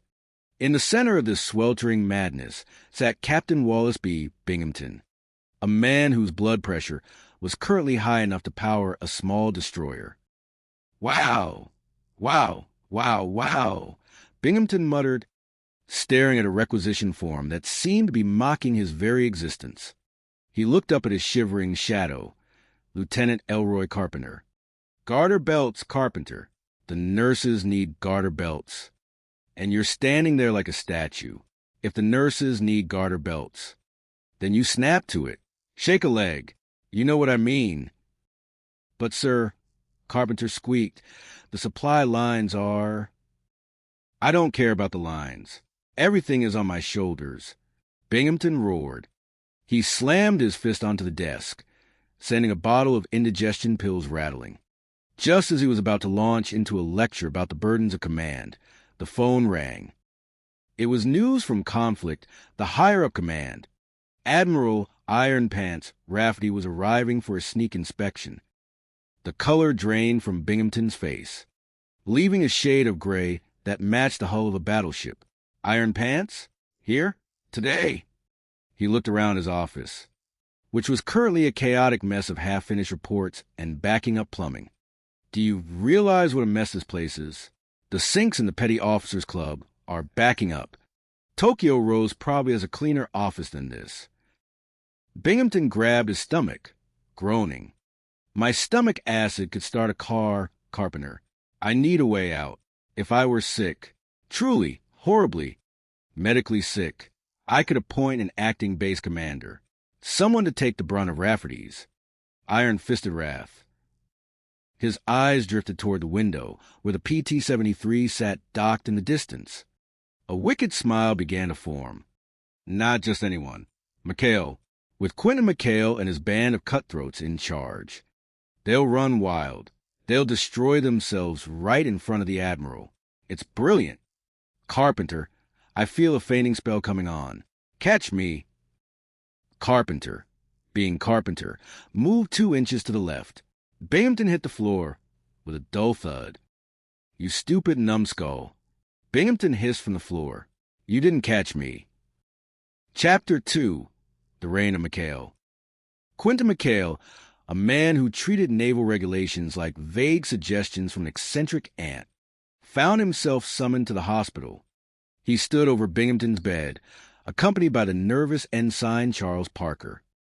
Oh, McHale, Binghamton moaned, his acting skills reaching for an Oscar. I'm in bad shape. The medics, they don't know what it is. I have to appoint an acting base. Commander, I was thinking of Carpenter, but, well, he's a boob. He's a boob, sir, Parker agreed helpfully. So, McHale, it's you. You're the acting base commander. And Parker here, he's the acting executive officer. McHale blinked. Me? Behind a desk? Captain, I'm a saltwater skipper. I'd be no good in an office. That's an order. Out! Out! Binghamton shooed them away, hiding a smirk beneath his blanket. Within an hour, the Navy Way had been evicted from the base. McHale moved his headquarters to the office, but the atmosphere had changed. The crew of the 73, Gruber, Christie, Tinker, Virgil, and Willie, didn't see a desk. They saw an opportunity. "Skip, the boys want to throw a little shindig," Gruber whispered, leaning over the commander's desk. "We can rake in a pile of dough. Hula Girls music the works." McHale, distracted by a mountain of paperwork regarding garter belts and clog sinks, waved a hand. "Full speed ahead, Gruber. Just keep the noise down." By the time Admiral Rafferty's plane touched down, Taratupa had been transformed. It wasn't a naval base. It was a tropical resort. Hula Girls were dancing. A makeshift bar was serving pineapple juice with a suspicious kick, and the discipline was non-existent. Binghamton, watching from his hospital window, was ecstatic. "They're dead, Carpenter. McHale is finished." But then the alarm sounded. Iron Pants Rafferty was on his way to the office. McHale's eyes widened. The Admiral, clear the floor, hide the girls, put them in the air raid shelter. In a flurry of grass skirts and frantic sailors, the party was dismantled. When Rafferty walked in, McHale stood at attention, wearing a native layover's uniform. "Welcome to Taratupa, sir," McHale said, his voice as smooth as silk. "What is that thing around your neck, Commander?" Rafferty barked. "An old native custom, sir, for luck." Binghamton burst into the room, having miraculously recovered. "Admiral, you have to see the air raid shelter. It's a disgrace. There are women in there." They rushed to the shelter, but McHale's crew had been faster. When the door opened, there were no Hula Girls. There was only Ensign Parker, holding a fire extinguisher. "Fire drill, sir. 100% successful." Parker squeaked. Binghamton stood agape. Rafferty turned to him, eyes narrowed. "Binghamton, you're delirious. Combat fatigue. Get back to the hospital. Now!" Chapter 3. The Sultan and the Three Princesses. A few weeks later, a new crisis arrived in the form of royalty. The Sultan of Marami was being evacuated, along with his 3 beautiful daughters, the princesses. Binghamton was determined to make an impression. 100% order. "Carpenter, we need to show the Sultan that the U.S. Navy is a bastion of dignity." McHale and the crew of the 73 were sent to rescue the Sultan from a nearby island where his plane had gone down. When they arrived, the Sultan, a man of immense dignity and a very short temper, was unimpressed by the dirty PT boat. "Is this the vessel of the great Navy?" the Sultan asked, his robes billowing in the wind. "She's fast, Your Highness," McHale promised. The crew, however, couldn't stop staring at the princesses. "Wow, wow, wow," Gruber whispered, "like chickens in a coop."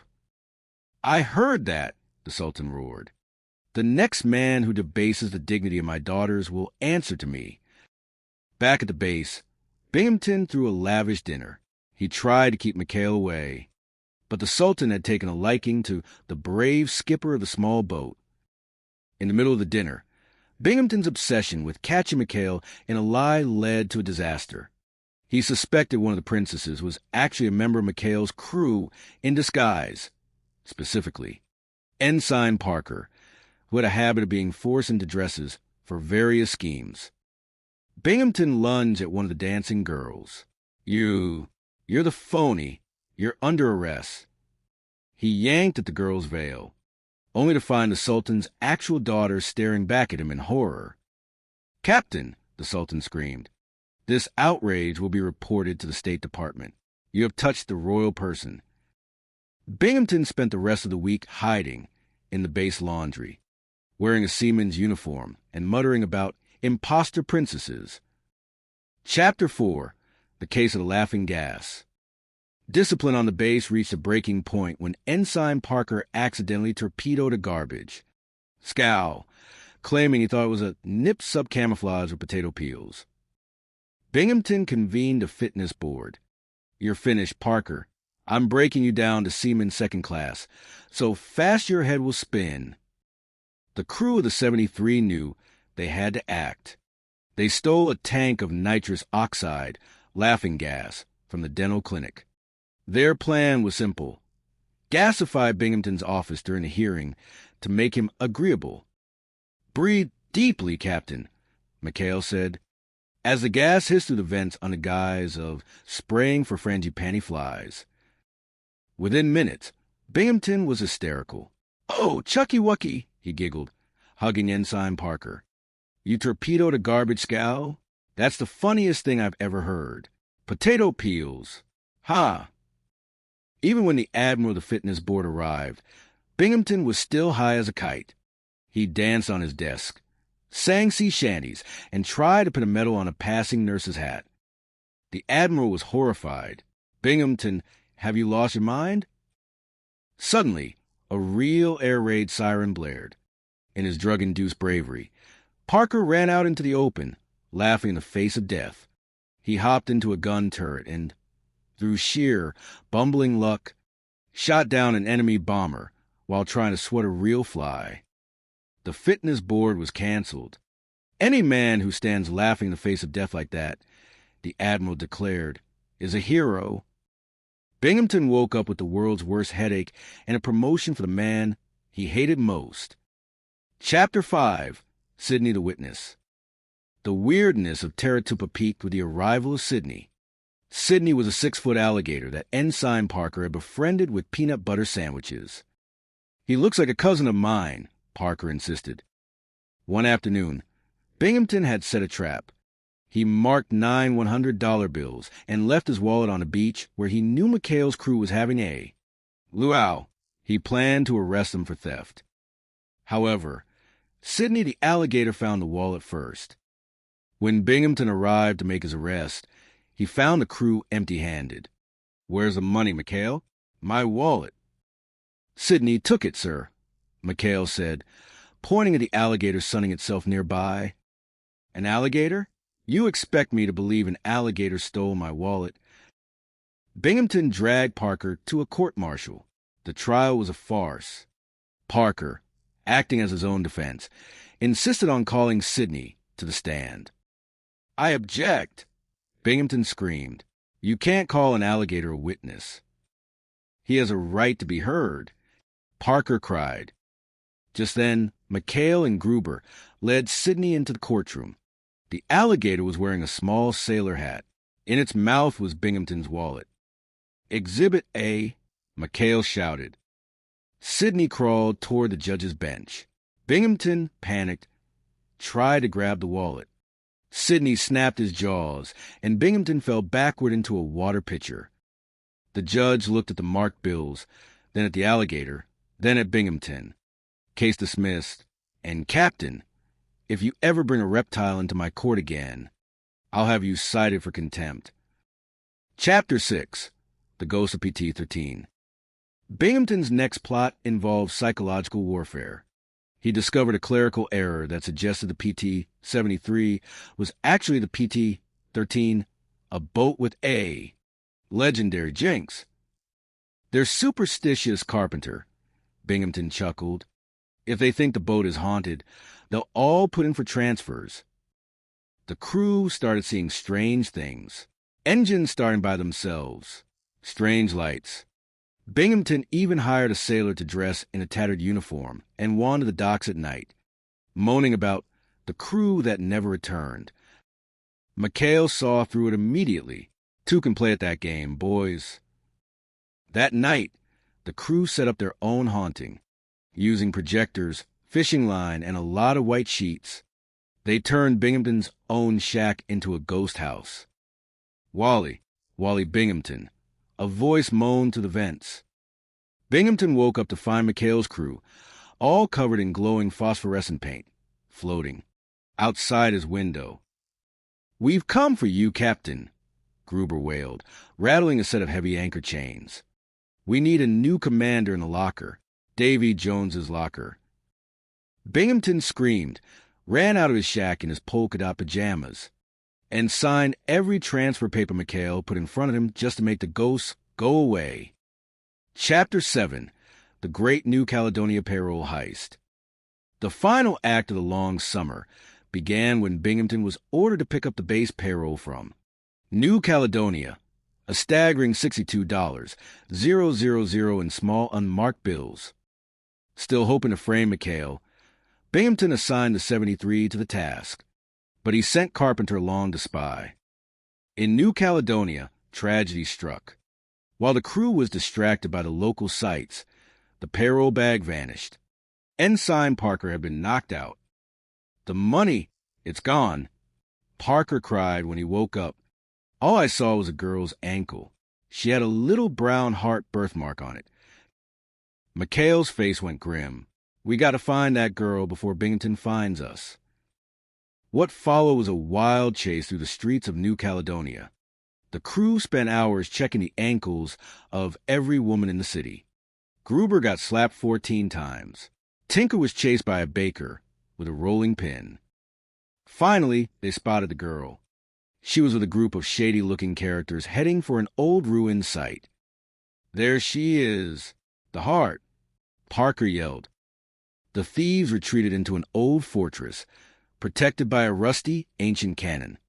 As Binghamton and the MPs arrived to arrest McHale for losing the money, the thieves prepared to fire the cannon at the Navy. "Don't fire. That thing's a relic," McHale warned. The thieves lit the fuse anyway, but they hadn't used a cannonball. They had stuffed the barrel with the stolen payroll bag to hide it. Boom!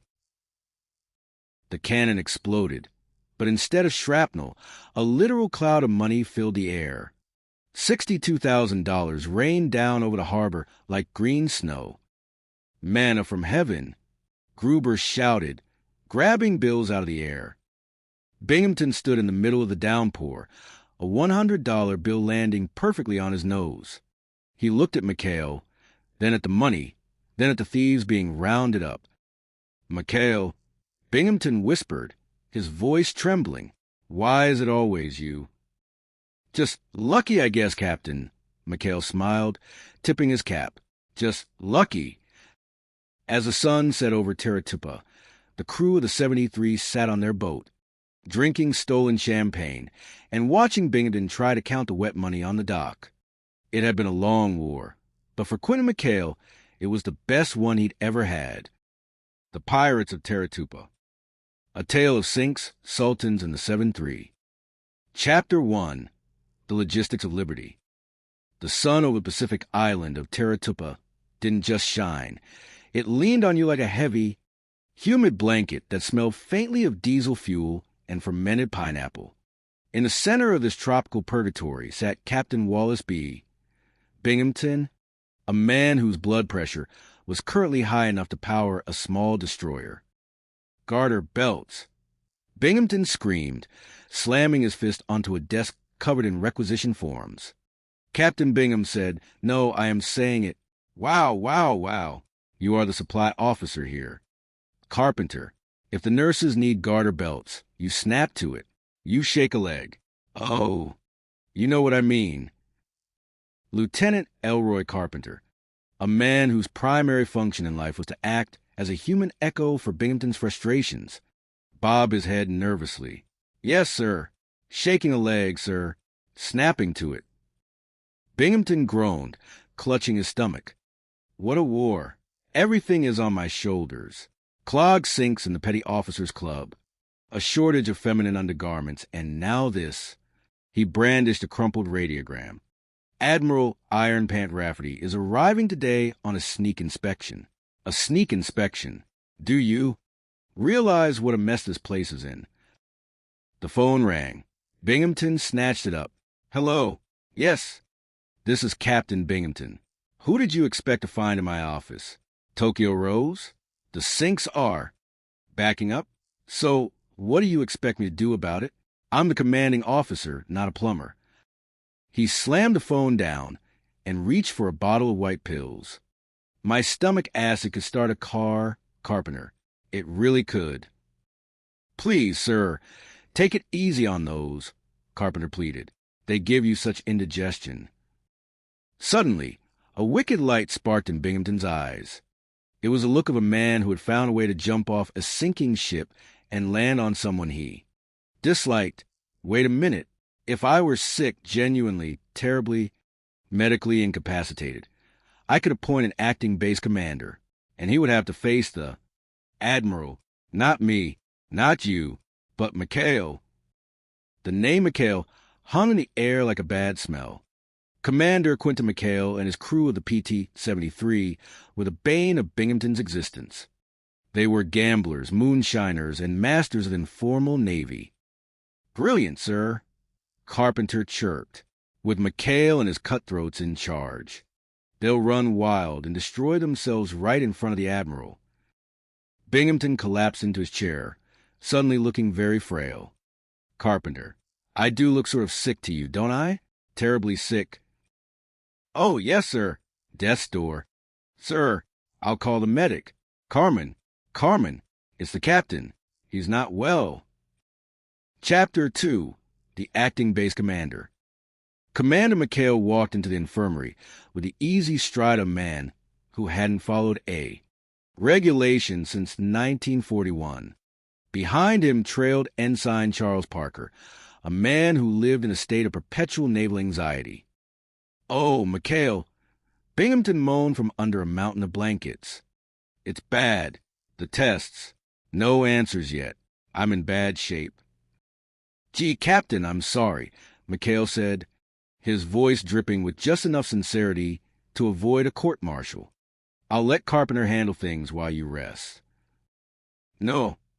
Binghamton barked, then softened into a pathetic whimper. No, Carpenter is a boob. I'm appointing you. McHale, acting base commander. And Parker here. He'll be acting executive officer. Parker's eyes widened to the size of dinner plates. Me? Executive officer? Oh, boy. Thanks, Captain. You'll never regret this. I know, Binghamton whispered, closing his eyes to hide a smirk. Now get out. Take command. This minute. For the next 4 hours, Taratupa transformed, with McHale at the helm. The strict naval protocols dissolved into something resembling a floating carnival. The sinks were forgotten. Instead, the crew was busy organizing a shindig to rake in some dough. Skip, Gruber, the crew's resident scrounger, whispered as he leaned into Commander's office. The boys want to know if we can throw a little action. You know, a luau, some hula, maybe a little gambling. McHale, sitting behind Binghamton's desk with his feet up, grinned. Gruber, as far as I'm concerned, tell those boys, full speed ahead. But while the hula girls were dancing and the pineapple juice was flowing, a jeep was barreling toward the base. In it sat Admiral Rafferty, a man whose nickname Iron Pants was earned through a complete lack of a sense of humor. Back in the hospital, Binghamton was practically vibrating with joy. He's here, Carpenter. The Admiral is here. The hula girls are in the bomb shelter. The sailors are half-dressed, and McHale is finished. However, McHale had heard the jeep. With the efficiency of a well-oiled machine, the hula girls were shoved into the air raid shelter. The gambling tables were flipped, and the PT-73 crew stood at attention, looking miraculously like sailors. When Rafferty entered, he found McHale and Parker. Acting Base Commander McHale at your service, sir. Binghamton, unable to wait for the fallout, ran in wearing his bathrobe. Admiral, you have to see the air raid shelter. It's full of hula girls. An orgy, I tell you. Rafferty looked at McHale, then at the frantic, bathrobe-clad Binghamton. Hula girls? In the shelter? They opened the door. It was empty. McHale had moved them to the base laundry minutes prior. Captain, Rafferty said, his voice cold as ice, I think you've been under a terrific strain. You're having hallucinations. Back to bed. At once. That is an order. Binghamton's scream echoed across the lagoon. Chapter 3. The Sultan and the Scams. Diplomacy came to Taratupa in the form of a gold-trimmed yacht. The Sultan of Marami was arriving with his 3 daughters, and the Admiral had made it clear Binghamton was to make a 100% perfect impression. "I can't make an impression with Mikhail around," Binghamton hissed. "I'm sending the 73 boat on a recon mission to Aku Aku. It's a deserted strip of nothing." But fate, as it often did on Teratupa, intervened. The Sultan's plane developed engine trouble near. You guessed it, Aku Aku. It was Mikhail who pulled the Sultan and the 3 princesses from the surf. Wowie, wow, wow, wow. The crew muttered as the princesses stepped onto the deck of the PT-73. The Sultan, a man of great dignity and an even greater temper, was impressed by Mikhail. "Your men are to be trusted? My cargo is priceless." "Absolutely, Your Highness," Mikhail said. "You're under protection of the U.S. Navy." However, things went south when Virgil, one of Mikhail's men, decided to take Princess Siri for a moonlight cruise on the 73. When the engines conked out, leaving them stranded, the crew had to improvise for the Sultan's formal dinner. "We need a princess." Parker panicked. The Sultan expects 3 daughters at the table. In a move of sheer desperation, the crew decided to recruit some dancers, but when the Sultan demanded his daughters dance for the guests, the ruse began to crumble. Binghamton, suspicious as always, started grabbing at the veils of the dancers. "Imposter!" Binghamton yelled, grabbing a dancer. "This one is a phony Balinese bunny. You're under arrest." The Sultan stood up, trembling with rage. "Captain, your unpardonable behavior will be reported to the State Department. My daughters, we are leaving." Binghamton was left holding a silk veil and a one-way ticket to a disciplinary hearing. Chapter 4. The Jinx of PT-13. Binghamton's next plan was more legalistic. He was going to convene a fitness board to break Ensign Parker down to a seaman second class. "I've got you this time, you goofball." Binghamton gloated. "One look at your record. Torpedoing a garbage scow, shooting down a target plane during a drill, and you're finished." The crew of the 73 huddled in their shack. "We got to do something, Skip," Gruber said. "Parker's a goner." Mikhail looked at a tank they had liberated from the base dentist.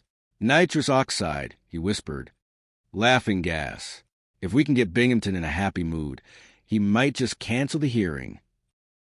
They rigged the gas to blow through Binghamton's office window. As the captain sat down to review the charges, the sweet-smelling gas began to fill the room.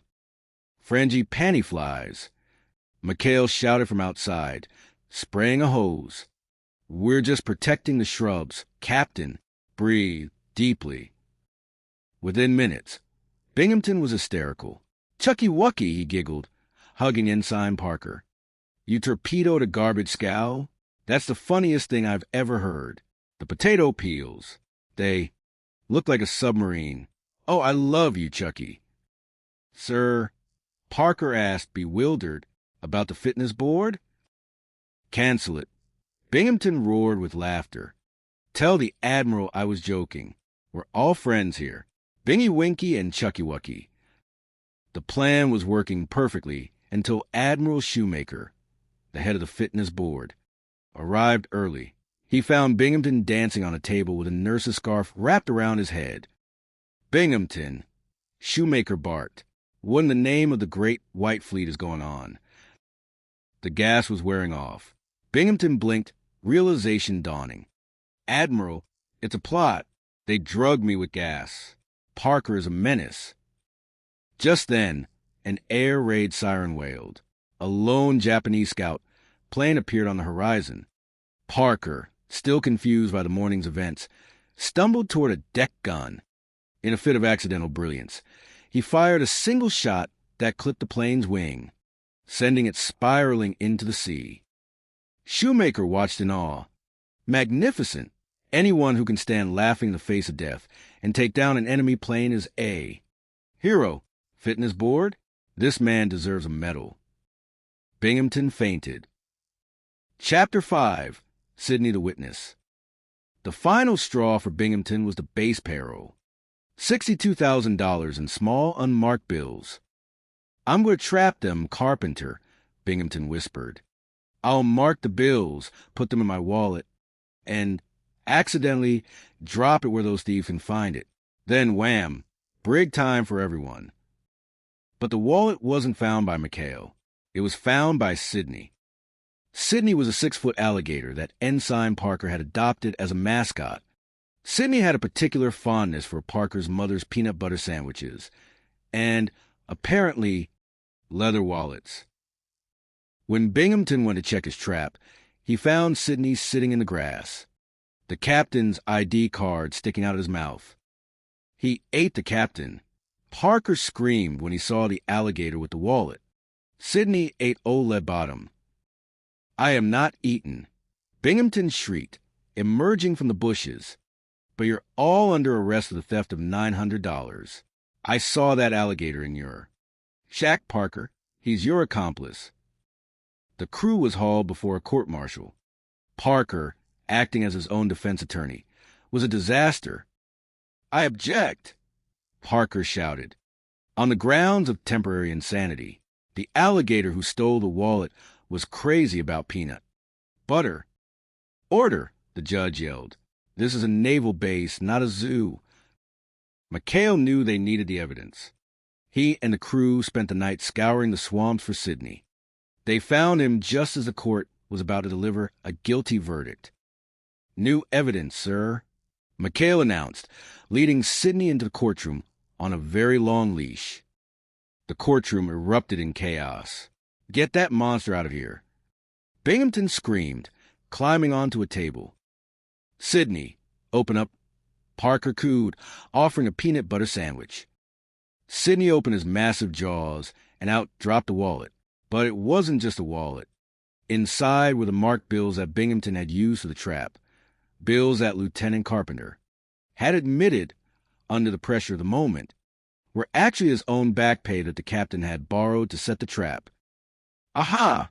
the judge said. "So it was a frame-up. Captain Binghamton, I think you have some explaining to do." Chapter 6, The Ghost of PT-13. To get the crew away from the base, Binghamton decided to transfer them to PT-13, a boat with a legendary jinx. "Every crew that sailed her has disappeared," Binghamton told them, hiding his grin. "Gas explosions, mysterious drownings. She's a floating Jonah." The crew was terrified. "Skip, we can't sail a ghost ship." McHale, however, had done his homework.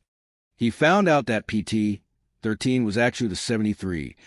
Binghamton had just painted over the numbers to scare them into requesting transfers. "Oh, he wants ghosts, does he?" McHale whispered. "Let's give him ghosts." That night, the base was silent. Suddenly, the engines of the PT-13 roared to life with no one on board, thanks to some clever wire pulling. By Virgil, ghostly wails echoed through the speakers. Binghamton, sitting in his shack, felt a chill. Suddenly, the door swung open. Standing there were McHale and a crew, covered in white sheets and glowing phosphorus paint. "Wally," McHale moaned, "we've come back from the grave. PT-13 wants her captain." "No, get away." Binghamton scrambled backward. "I made it up. There is no PT-13. It's the 73. I just wanted you to transfer." "The transfers?" Gruber's ghost hissed. "Give us the transfers, Wally. We need them for the big PT boat in the sky." Binghamton threw the transfer papers at the ghosts and ran for his life, straight into a muddy ditch. The next morning, the sun rose over Teratupa. The PT-73 sat peacefully in the lagoon, her numbers freshly repainted. McHale sat on the deck, enjoying a cold drink and a cigar. In the distance, the sound of Binghamton's voice carried over the water. "McHale, I know you're out there. I know what you did. You'll pay for this. Wow, wow, wow, wow." McHale smiled, tipped his cap to the horizon, and watched the clouds roll by. It was just another day in the Navy. Epilogue, the more things change. Months later, the war continued its slow crawl across the Pacific. On Teratupa, some things remained eternal. The sinks still backed up. The nurses still needed garter belts. And Captain Wallisby. Binghamton still woke up every morning, looked out at the lagoon, and saw the PT-73, his own personal floating, gambling-loving nightmare. He reached for his stomach pills. Carpenter. Yes, sir. Do I look sick to you? I mean, really, truly, Admiral is coming today sick. The sickest I've ever seen, sir. Good. Call McHale. The end. The Pirates of Teratupa. A novel of military misadventure and tropical chaos. Chapter 1. The Acidic Captain and the Garter Belt Crisis. Teratupa was a place where the sun didn't just shine, it interrogated you. The air was a thick, humid soup that tasted primarily of salt, diesel fumes, and a lingering scent of Captain Wallisby, Binghamton's impending nervous breakdown. Inside the captain's office, a room that served as the epicenter of all naval frustration in the South Pacific, Binghamton was vibrating. His supply officer, Lieutenant Elroy Carpenter, stood before him, looking like a man who had accidentally stepped into a minefield and was waiting for the click. Garter belts, Carpenter. Binghamton bellowed, his voice cracking like a whip. I said, wow, wow, wow, wow. You are the supply officer. If the nurses need garter belts. You snap to it. Shake a leg. You know what I mean. Carpenter swallowed hard. Sir, the logistics of inmate apparel in a combat zone are... I don't care about logistics. I care about the fact that everything is on my shoulders. Binghamton slammed his hand onto his desk, causing his array of indigestion pills to dance. And now, to top it off, I get a message. Admiral Iron Pants Rafferty is arriving today on a sneak inspection. The name Iron Pants had a visible effect on Binghamton. His face turned a shade of purple, usually reserved for tropical fruit. Do you realize what a mess this place is? The sinks and the Petty Officers Club are backing up. Tokyo Rose probably knows more about my base than I do. The phone rang. Binghamton snatched it up. Hello. Yes. This is Captain Binghamton. Who did you expect? Tokyo Rose? The sinks are backing up? I'm a commanding officer, not a plumber. Fix it yourself. He slammed the phone down and grabbed a handful of pills. My stomach acid could start a Jeep, Carpenter. Please, tell me we have something to fix this. Sir, those pills give you indigestion, Carpenter whispered. I don't care. If I get sick, really sick, someone else has to face the Admiral. Wait. A gleam of predatory genius entered Binghamton's eyes. If I were incapacitated, I could appoint an acting base commander, someone to take the heat, someone to be the sacrificial. Lamb. He looked out the window toward the docks where PT-73 was moored. Not just any lamb. McHale, with that pirate and his cutthroats in charge. They'll destroy themselves right in front of the Admiral. It's brilliant. Carpenter, I look sick. Don't I? Terribly sick, sir. Carpenter lied with practiced ease. Should I call the medic? Hurry. On the double. As Carpenter ran out, Binghamton began to practice his deathbed face. He collapsed onto his couch just as Commander Quentin McHale entered, looking suspiciously relaxed for a man in the middle of a world war. Chapter 2. The Sickness Gambit. Oh, McHale, Binghamton groaned, clutching his stomach. It's bad. The tests haven't come back, but I'm in bad shape. McHale leaned over the captain, peering into his eyes. Gee, Captain, you look like you've been eating your own cooking. Let me help you with your head. McHale grabbed the captain's head and began shoving it down toward the pillow with enough force to suggest he was trying to bury him. Put it down. Push it down. Binghamton squealed. Stop it. You're killing me. Just try and make you comfortable, sir, McHale said, his face a mask of feigned concern. Binghamton wheezed. I have to appoint an acting base commander. I was thinking, you, McHale. McHale's eyes widened. Me? Sir, I'm a saltwater skipper. I'd be no good behind a desk. Lieutenant Carpenter is a boob. Binghamton snapped, briefly forgetting he was supposed to be dying. I'm appointing you, and Parker here will be your acting executive officer. Ensign Charles Parker, who had been hovering by the door, trying not to trip over his own feet, beamed. Oh, boy. Did you hear that, Skipper? Thanks, Captain. You'll never regret this. I know, Binghamton muttered, rolling his eyes. Now get out. Take command. This minute. As the PT-73 crew exited, Binghamton shared a look with Carpenter. This is going to be the happiest illness of my life. Chapter 3. Command and Hula Girls. The command of Taratupa, under Quentin McHale, was less of a military operation and more of a traveling circus. Within 2 hours, the acting base commander was juggling 3 phones, a pile of slingshots that had been misidentified as ammo, and a long-awaited shipment of garter belts. Yes, ma'am, the garter belts are on the way. McHale barked into the receiver. Chief, get those items to the nurses' quarters, and tell the CBs to keep their heads down at the rifle. Range. What do you mean the radar has a positive ID? Track it. Parker was beside himself with joy. Executive Officer Parker here. Right. I authorize a building for the Arab. Wait. Is the Arab in the middle of the rifle range? Tell them to duck. In the midst of the chaos, Gruber, the crew's resident entrepreneur, sidled in. Hey, Skip, the boys want to throw a little shindig. A bit of action to rake in some dough. Full speed ahead, Gruber. McHale shouted, not really listening. Tell the boys it's all ahead full. By the time Admiral Rafferty's plane touched down, the base had been transformed. The air raid shelter was no longer a place for safety. It was a Roman orgy-themed nightclub, complete with hula girls and illegal booze. Back in the hospital, Binghamton was practically vibrating with joy. The lost boys of Peter Pan Island didn't let me down. Carpenter, they've turned this place into a regular den of iniquity. When I tip off the Admiral, McHale's career is going up in smoke. But the plan hit a snag. Nurse Wilson, under orders from a concerned Binghamton, had invited McHale for a swim just as the Admiral arrived. McHale realized the trap instantly. Iron Pants is coming, and Binghamton is sitting pretty in the hospital.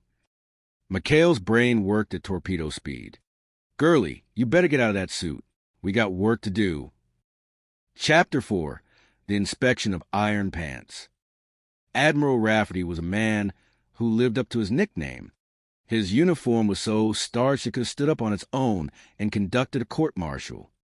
Welcome to Taratupa, sir, McHale said, standing at stiff attention. Acting Base Commander McHale at your service. And Ensign Parker, Executive Officer at your command. Parker added, accidentally saluting with a lei still around his neck. Rafferty squinted. What the devil is that thing around your neck, Ensign? An old native custom, sir. McHale interjected. Welcome ashore. Piranha, come on my way. Stop that gibberish, Rafferty snapped. Take me to Captain Binghamton first. They marched to the hospital, where Binghamton lay in wait like a spider in a web. Admiral, Binghamton cried, feigning weakness. I'm at death's door. Sir, but you must go to the air raid shelter. You won't believe the disgrace. Hula girls. Sir, at this very minute. McHale stepped forward. He's delirious, sir. Hallucinations. I'll get a doctor. Don't you try to weasel out of this. Binghamton shouted, jumping out of bed. Carpenter, tell him. We saw them. He's right, sir. A disgraceful rain sorrow. Carpenter added. Rafferty looked from the manic captain to the calm McHale. Captain, I'll decide where to start this inspection. Back to bed. That is an order. But the girls. Binghamton screamed as he was shoved back into his sheets.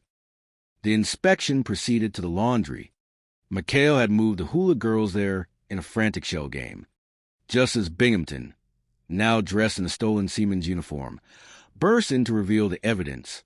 He found only Parker conducting a highly successful fire drill.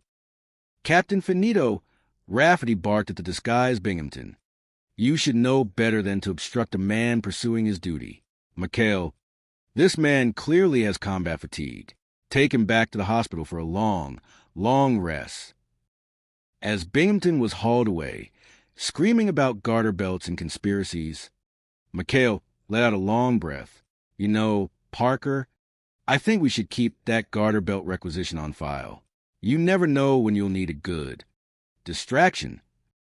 Chapter 5. The Sultan and the Three Princesses. The dust had barely settled on the Rafferty inspection when a new crisis arrived. Diplomacy. A sultan, sir? Parker asked, looking at the memo. The Sultan of Marami, Binghamton said, his eyebrows having finally regrown. He's coming with his 3 daughters. The Admiral wants us to go all out. 100% order. If McHale and his riffraff ruin this, I'll have their heads. Binghamton's plan was simple. Send McHale on a fake reconnaissance mission to Aku Aku, a deserted strip of nothing, while he hosted the royals. But fate, as always, favored the 73. The Sultan's plane developed engine trouble near McHale's boat.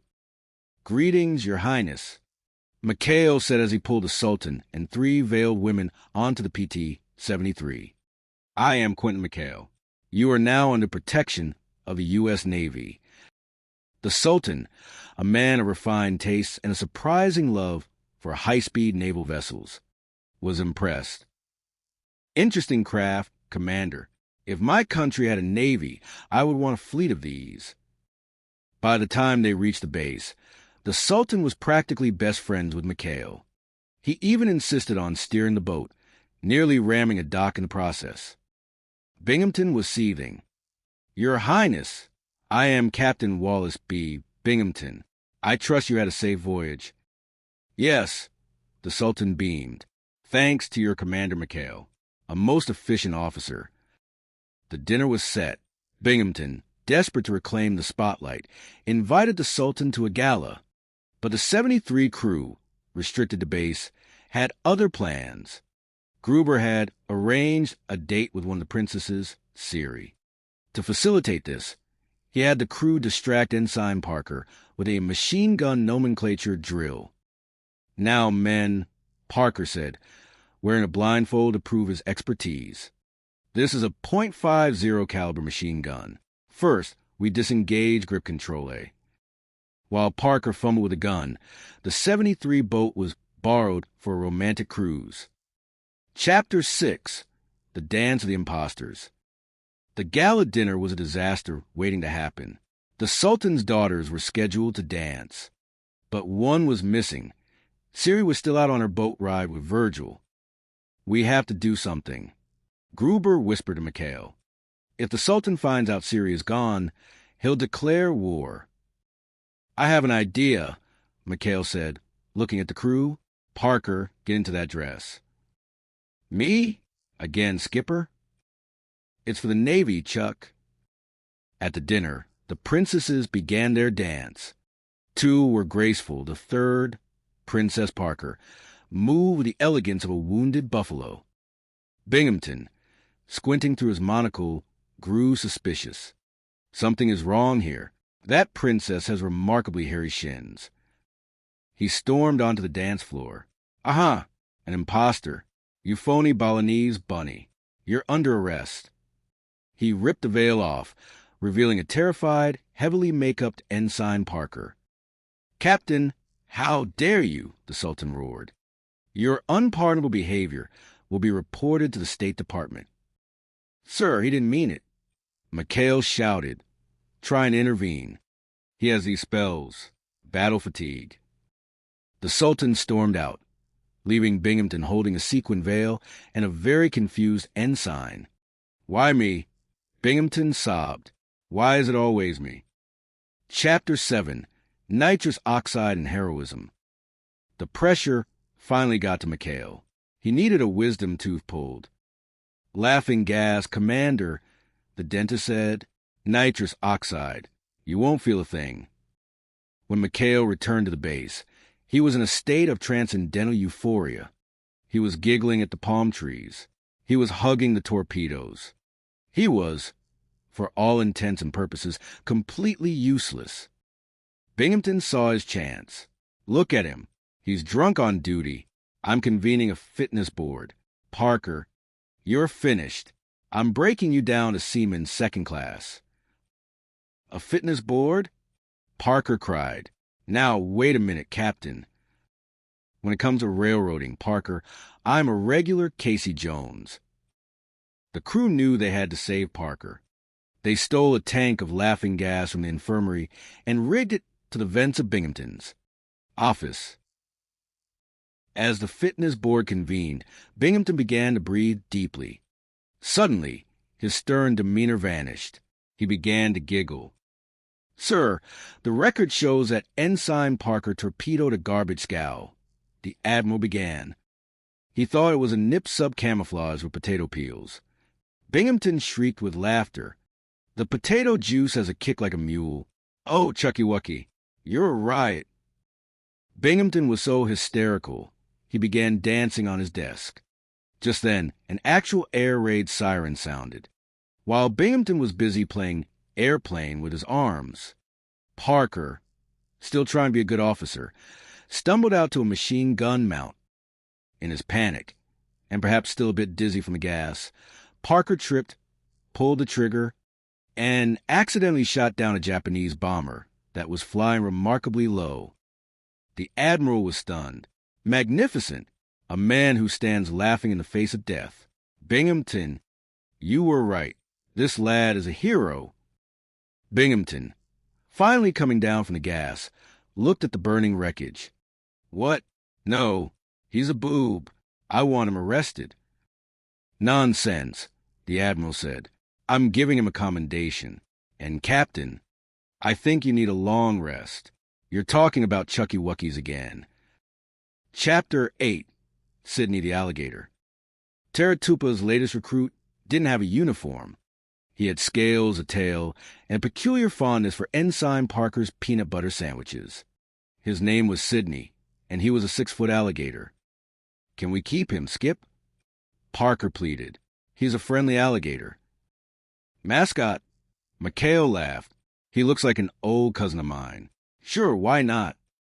But Sidney had a bad habit. He liked shiny things. Specifically, he liked Captain Binghamton's leather wallet, which was stuffed with $900 of Carpenter's back pay, money Binghamton had borrowed to set a trap for McHale. Binghamton had dropped the wallet as bait, hoping McHale would find it and keep the money. Instead, Sidney had emerged from the swamp, snapped up the wallet, and retreated. You're all under arrest. Binghamton shouted, storming into the 73 shack, for the theft of $900 from my wallet. None of us have it, sir, McHale said calmly. Sidney stole it. Sidney? Is that a code name for you, McHale? No, sir. Sidney is an alligator. He's in my shack right now. Binghamton followed them, but Sidney was gone. Oh, I see. An alligator stole it. And I suppose he's gone downtown to buy himself a swamp? The court-martial of Ensign Parker was the most absurd event in the history of the Navy. Parker, acting as his own defense, argued temporary insanity on behalf of the alligator. I object! Binghamton screamed. You can't call Sidney stupid. He had an unhappy childhood. Just then, the doors to the courtroom burst open. McHale and the crew marched in, leading Sidney on a leash. The alligator was still clutching the leather wallet in his teeth. Exhibitor for the defense. McHale announced, Open up, Sidney. Parker coaxed, Give us the wallet. Sidney obligingly dropped the wallet. The judge opened it and found the $900, but he also found something else. A list of the serial numbers, written in Binghamton's own hand. Aha, the judge said. It was a trap. Captain Binghamton. Who has tried to frame whom here? Binghamton looked at Sidney. Sidney hissed. Why me? Binghamton whispered into his hands. Why is it always me? Chapter 9. The New Caledonia Payroll Caper. The final act of the Taratupa drama took place in New Caledonia. Binghamton, desperate for a win, had assigned McHale to pick up the base payroll, $62,000 in small, unmarked bills. Take the shortcut back to the boat. Binghamton had instructed Parker over the radio. Past the gambling casino, just before the racetrack. It was a setup. Binghamton hoped they'd be tempted. But Parker actually managed to get robbed by real crooks. $62,000? McHale gasped when a bruised Parker returned. What happened? I saw a girl's ankle. Skip. She had a heart-shaped birthmark. The crew spent the next 6 hours scouring the bars of New Caledonia for a woman with a specific ankle birthmark. It was like Cinderella, but with more beer and less glass slippers.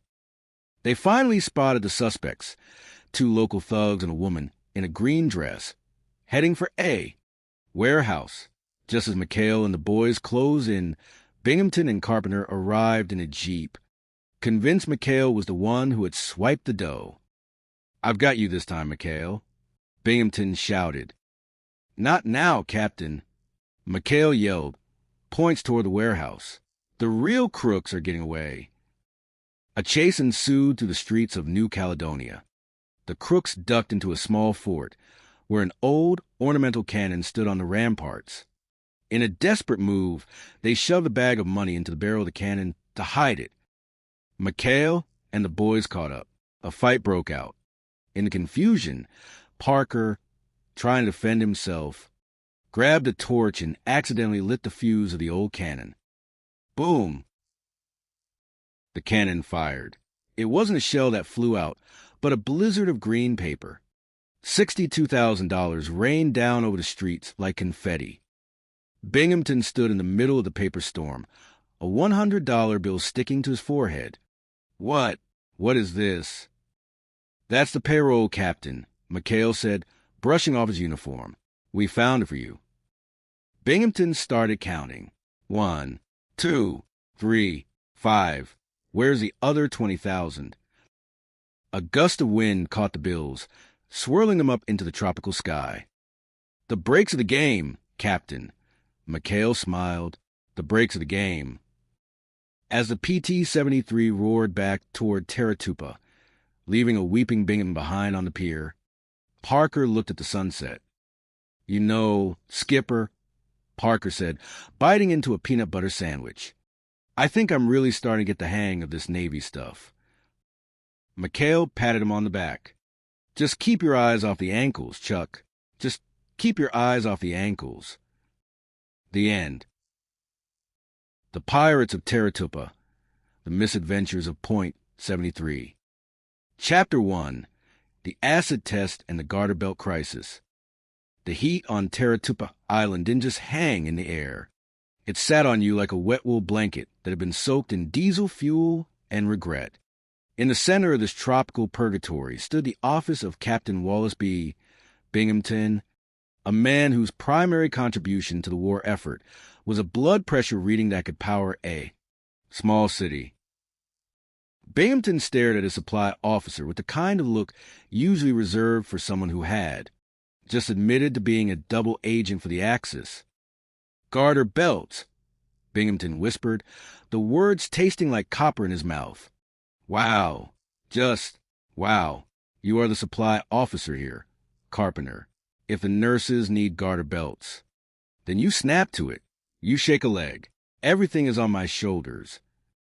Sir, I'm trying. Lieutenant Carpenter stammered, his eyes darting toward the door as if looking for an escape route that didn't involve A. Court-martial. Binghamton ignored him, pacing the floor like a caged tiger in a sweat-stained khaki uniform. I just got a message from a pal of mine at Comfleet. Admiral Iron Pants Rafferty is arriving today on a sneak inspection. Do you realize what a mess this place is in? The sinks in the petty. Officers' Club are backing up. The grass is overgrown, and my men are essentially pirates. The phone rang, a shrill, mocking sound. Binghamton snatched it up. Hello? Yes. This is Captain Binghamton. Who did you expect? Tokyo Rose? The sinks are backing up? I'm the commanding officer, not a plumber. Fix it. He slammed the phone down and clutched his midsection. My stomach acid could start a car, Carpenter. Give me those pills. Please, sir, take it easy on those, Carpenter pleaded. They give you indigestion. I don't care. I just don't care anymore. Binghamton roared. Then a sudden, devious stillness took hold of him. A spark of sinister genius flickered in his eyes. Wait, if I were sick, really sick, I could appoint an acting base commander, someone to face the admiral while I'm safely tucked away in the infirmary. Carpenter nodded slowly. Absolutely brilliant, sir. But who would be foolish enough to take the fall? Binghamton's smile was a terrifying sight. Not Julian. Not you, Ninny. McHale. With Quentin McHale and his cutthroats in charge. They'll run wild. They'll destroy themselves right in front of the admiral. It'll be a massacre of incompetence, and I'll be the innocent victim of a sudden tropical ailment. Sir, you do look terribly sick, Carpenter said, catching on. I'll call the medic. Carmen, quick. The captain is dying. Binghamton collapsed onto his desk with theatrical groan. Oh, Carpenter, I think I'm going to faint. Catch me. Carpenter didn't move fast enough. Thud. You stupid no-shot. Binghamton hissed from the floor. You didn't catch me. Chapter 2. The acting commander and the air raid orgy. Commander Quentin McHale entered the infirmary with the relaxed gait of a man who owned the island, and everyone on it. Behind him trailed Ensign Charles Parker, a man whose uniform always looked 2 sizes too large, and whose nerves were held together by scotch. Tape. Oh, McHale. Binghamton moaned from his bed, a wet cloth draped over his forehead. I'm in bad shape. The doctors are baffled. I have to appoint an acting base commander. I was thinking of Carpenter, but he's a boob. Yes, sir, a total boob, Parker chimed in helpfully. So, McHale, Binghamton continued, suppressing a grin. I'm appointing you, and Parker here. You're the acting executive officer. Parker's eyes went wide. Oh, boy, did you hear that, Skipper? Acting exec. You won't regret this, Captain. I know, Binghamton whispered. Now get out. Take command. That's an order. As soon as they left, Binghamton bolted upright. Carpenter, it's working. They've already started. They've turned Teratupa into a Roman orgy. Hula. Girls, booze, everything. When Iron Pants lands, McHale is finished. Meanwhile, at the office, McHale was realizing the weight of Crown. The phones were ringing off the hook. The sinks are still plugged, Chief. McHale shouted into the receiver. What do you want from me? A get-well card. Get a plunger. Parker ran in, clutching a box. Good news, Skipper. We found the garter belts. I'll send them to the nurses' quarters right away. Great, Chuck. Now, what's this about the CBs building an air raid shelter in the middle of the rifle range? Tell them to keep their heads down. Chaos was a natural state of McHale's Navy, but this was a new level. The crew of the PT-73, led by the ever-opportunistic Gruber, had decided to celebrate McHale's promotion by throwing a shindig. The skip said all ahead full. Gruber told the boys, open up shop, bring in the girls, music, action. By the time Admiral Rafferty's plane touched down, the base laundry had been converted into a casino.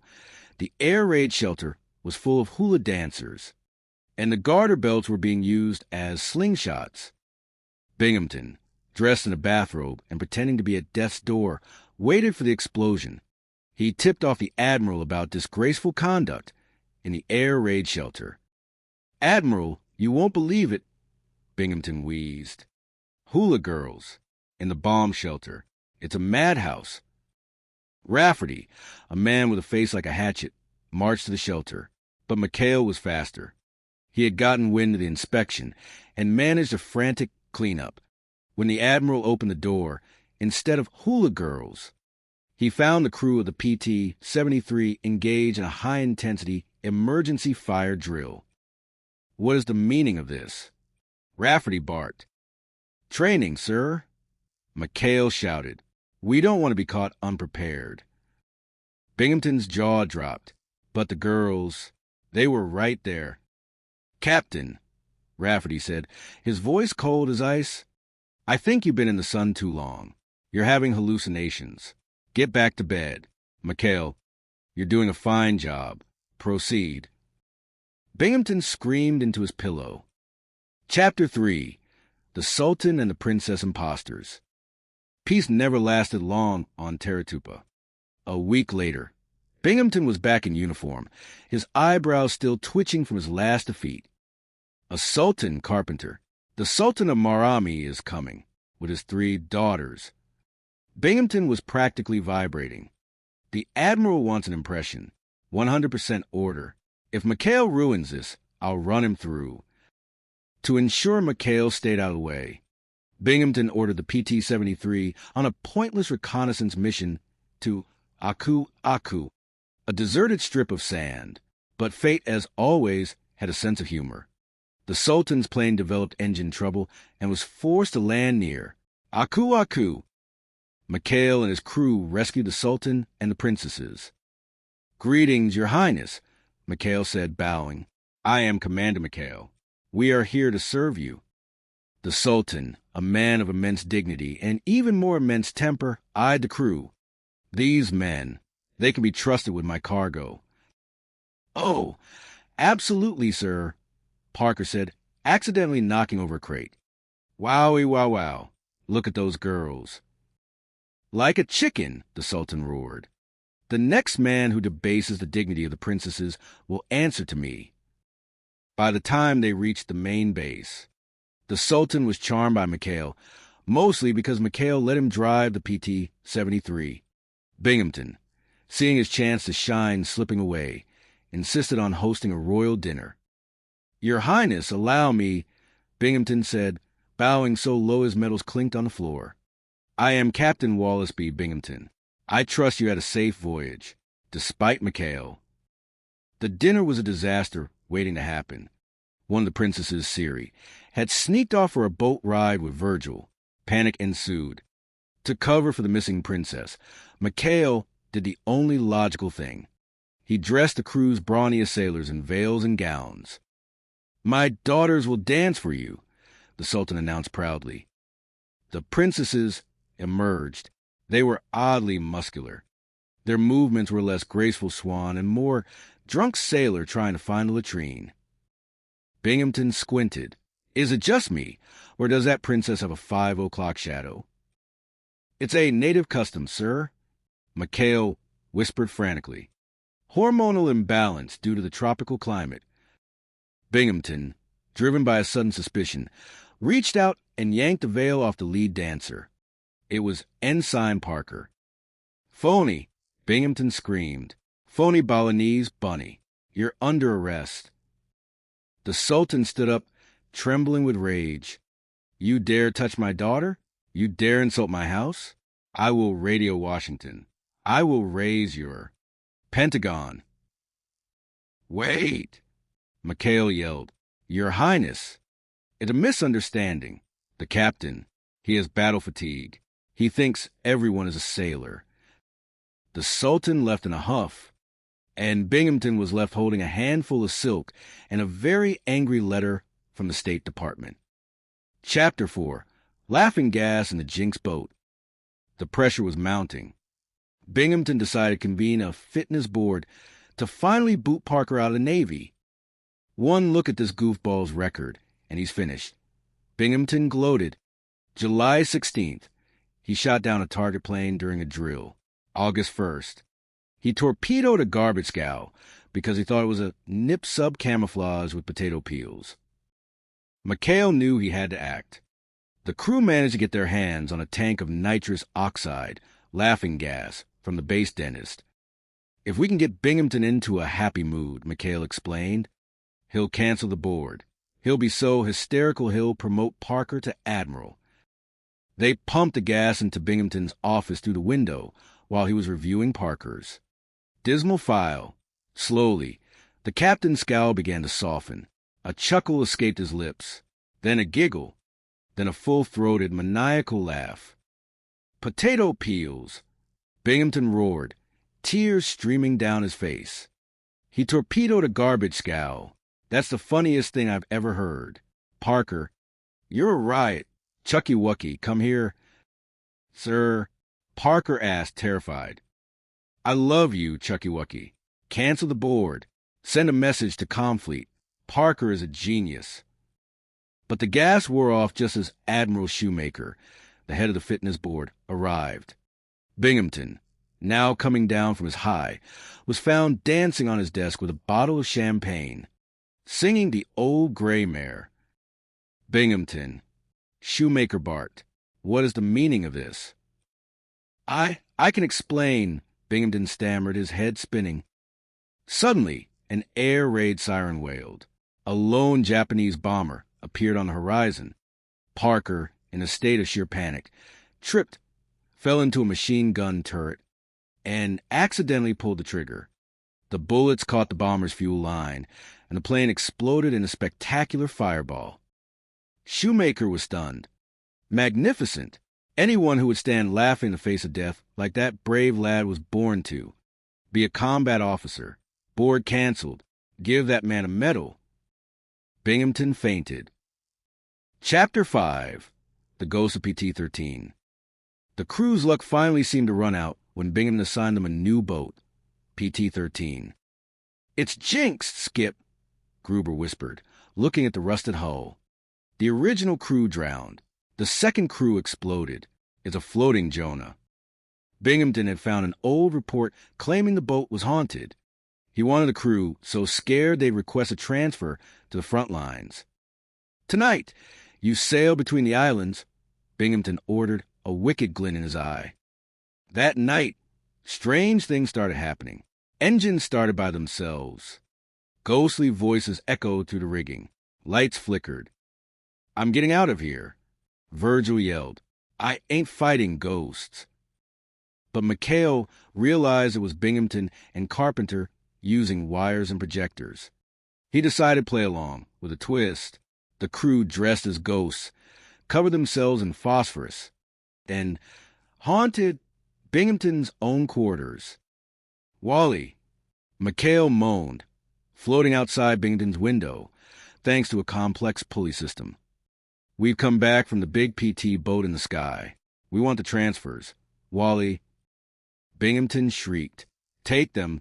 Take the signatures. Just leave me alone. The next morning, McHale walked into the office with the signed papers. The spirits were very persuasive, Captain. Chapter 6. Sydney and the $62,000 cannon. The final showdown took place in New Caledonia. Binghamton had been tasked with picking up the base payroll, $62,000 in small, unmarked bills. To trap McHale, he lost his wallet near the cruise camp, hoping they'd steal it. But a local resident got to it first. Sydney, a 6-foot alligator with a taste for peanut butter sandwiches. Sydney ate the captain. Parker screamed, finding Binghamton's ID card in the alligator's mouth. He didn't eat the captain, you boob, McHale said. He just stole the wallet. Binghamton arrived with the military police. You're all under arrest for grand larceny. $900 was in that wallet. Sir, an alligator stole it, McHale said calmly. An alligator? ALLI. Do you think I'm an idiot? Court-martial. Tomorrow. At the trial, Parker acted